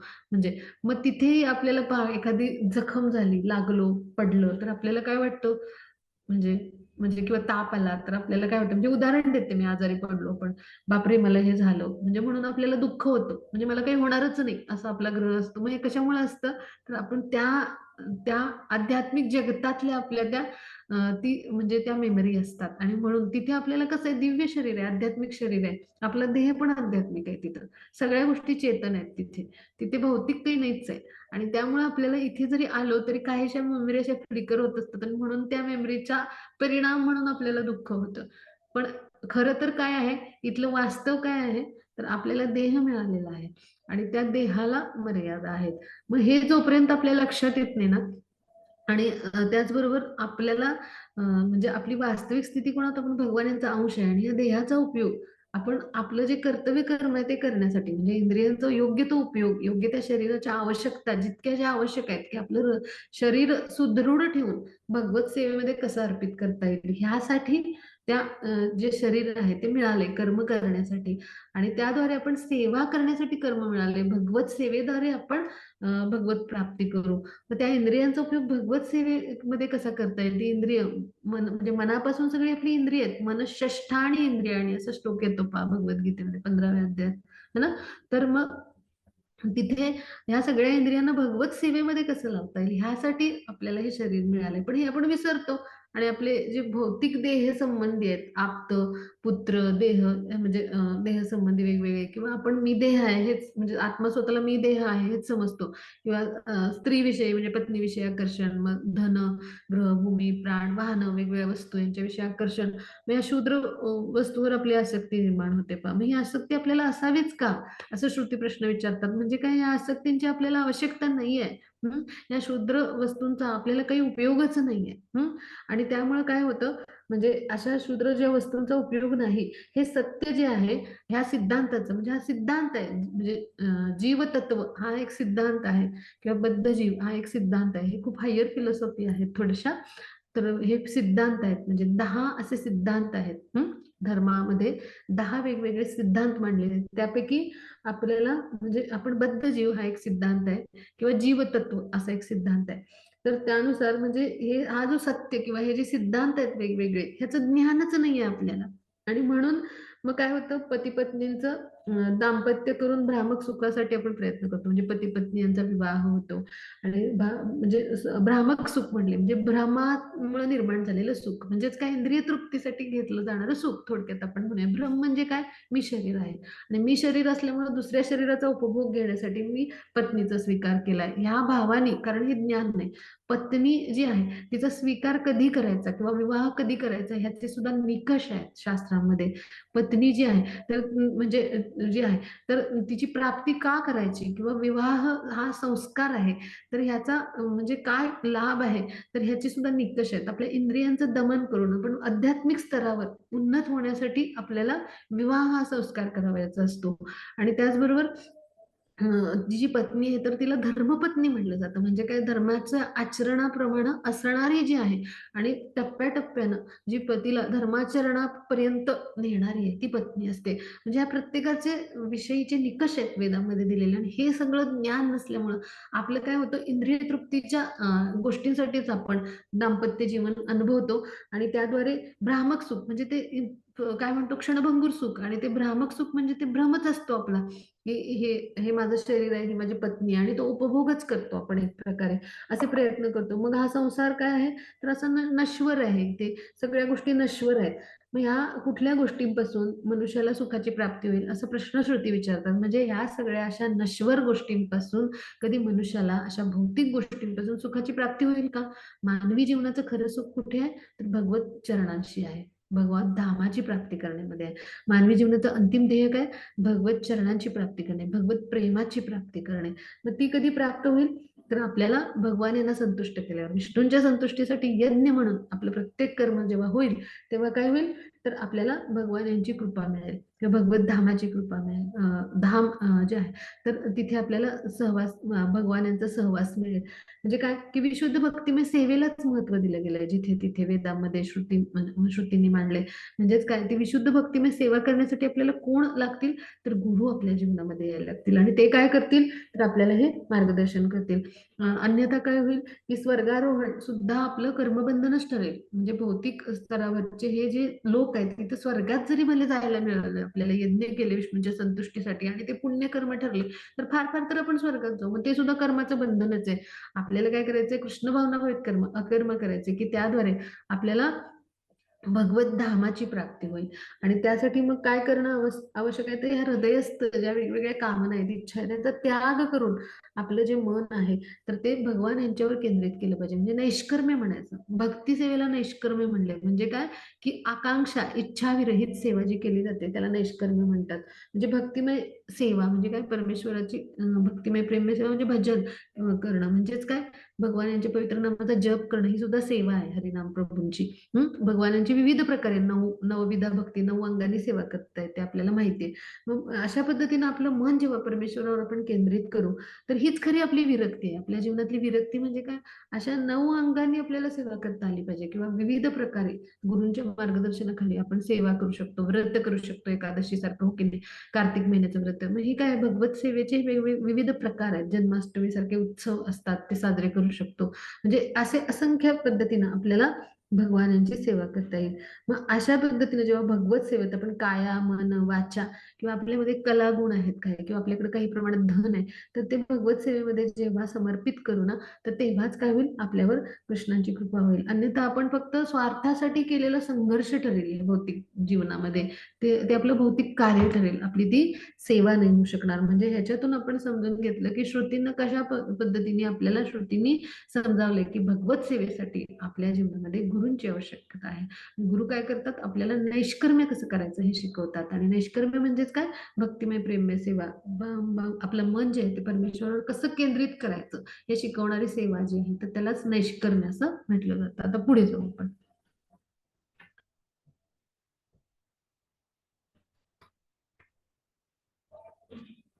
हा 35वा श्लोक हरे वाचूया. कृष्णा. भुविपूर भुविपूर पुण्यतीर्थ सदनान्युष न्युषयो विमदात् तौत भवत्पदाम्बुजरुदघ विदङ्घ्रि जलाः ददति सकृन्मनस्त्वय्य आत्मनि नित्यसुखे न पुनः पुनरुपासते पुरुष सार हरावसथान. हरे कृष्ण. हरे कृष्ण. तर आता आपण समजून घेऊया की ह्या श्लोकाच्या माध्यमातून आता श्रुती आपल्याला काय सांगतात की आता जे ऋषीमुनी असतात किंवा जे साधू पुरुष असतात तर किंवा भगवानांचे शुद्ध भक्त असतात तर त्यांचं आचरण कसं असतं ते सांगतात. म्हणजे आता इथपर्यंत आपण मानवी जीवनाचं ध्येय काय, मग आपल्या मनाला कसं नियंत्रित करायचं, मग आपली वास्तविक स्थिती काय असते, मग गुरूंच्या म्हणजे आश्रयाची आपल्या जीवनामध्ये कशी आवश्यकता आहे आणि मग ते गुरु आपल्याला कशा पद्धतीनं सेवा शिकवतात हे सगळं आताच्या श्लोकापर्यंत अभ्यासलं. आता जे असे साधू पुरुष असतात, ऋषीमुनी असतात, ह्या स्तरावरचे जे परमहंस आहेत किंवा असे जे भगवानांचे शुद्ध भक्त आहेत थोडक्यात, तर त्यांचं आचरण कसं असतं ह्याच्याविषयी श्रुती आपल्याला थोडंसं जे आहे ते वर्णन करून सांगतात पहा. की निरहंकार म्हणजे काय, अहंकार ज्यांना नाही असे ऋषी जीवनभर तीर्थस्थानांचं दर्शन घेत भ्रमण करीत राहतात. तीर्थस्थान म्हणजे जे स्थान जे पुण्यप्रद आहे अथवा जे ते परमेश्वराने लीला केले आहेत ते परमेश्वर तुमचे चरण कमल आपल्या हृदयात नित्य धारण केल्यामुळेच या ऋषींच्या चरणांचे तीर्थही पापनाशक झाले आहे. तुमच्या ठाई शाश्वत सुख नांदत असते. तुमच्यावर एकदा जरी मन केंद्रित केले तरी मनुष्य आपल्या ग्रही कौटुंबिक जीवनाप्रती आसक्त होऊ शकत नाही, जे त्याचे सर्व सद्गुण हरण करणारे आहेत. आता म्हणजे आपल्या जीवनामध्ये ऋषी किंवा हे जे आपले गुरु आहेत, साधू पुरुष आहेत, म्हणजे आपल्या जीवनात येणारे प्रमाणित आध्यात्मिक गुरु, तर त्यांना हा ऋषी हा संबोधन वापरलं. ते काय करतात, गुरु काय करत असतात, तर तीर्थाटन करत असतात वेळोवेळी. त्यांचं कार्य काय असतं, भगवत भक्तीचा प्रसार करणं, भगवानांच्या उपदेशांचा प्रसार करणं, भगवत सेवा करणं, हेच त्यांच्या जीवनाचं ध्येय असतं आणि आपल्यासारख्या जीवात्मांचा उद्धार करणं. मग ते तीर्थस्थानांचं दर्शन घेत भ्रमण करत असतात. त्यामुळे काय होतं की तीर्थस्थान म्हणजे काय की जे पुण्यप्रद आहे, भरपूर पुण्य प्रदान करणारं असं जे आहे ते तीर्थस्थान असतं. मग तिथे असे शुद्ध भक्त भगवानांचे जर जेव्हा जातात, जिथं परमेश्वराने लीला केल्या, जिथं भगवानांची प्रत्यक्ष चरण कमल जे आहेत तर ते लागलेले आहेत, तर अशा ठिकाणी जेव्हा आपण जातो अशा धामाला, तर त्यावेळेला काय होतं, तिथं गेल्यावर आपण शुद्ध होतो.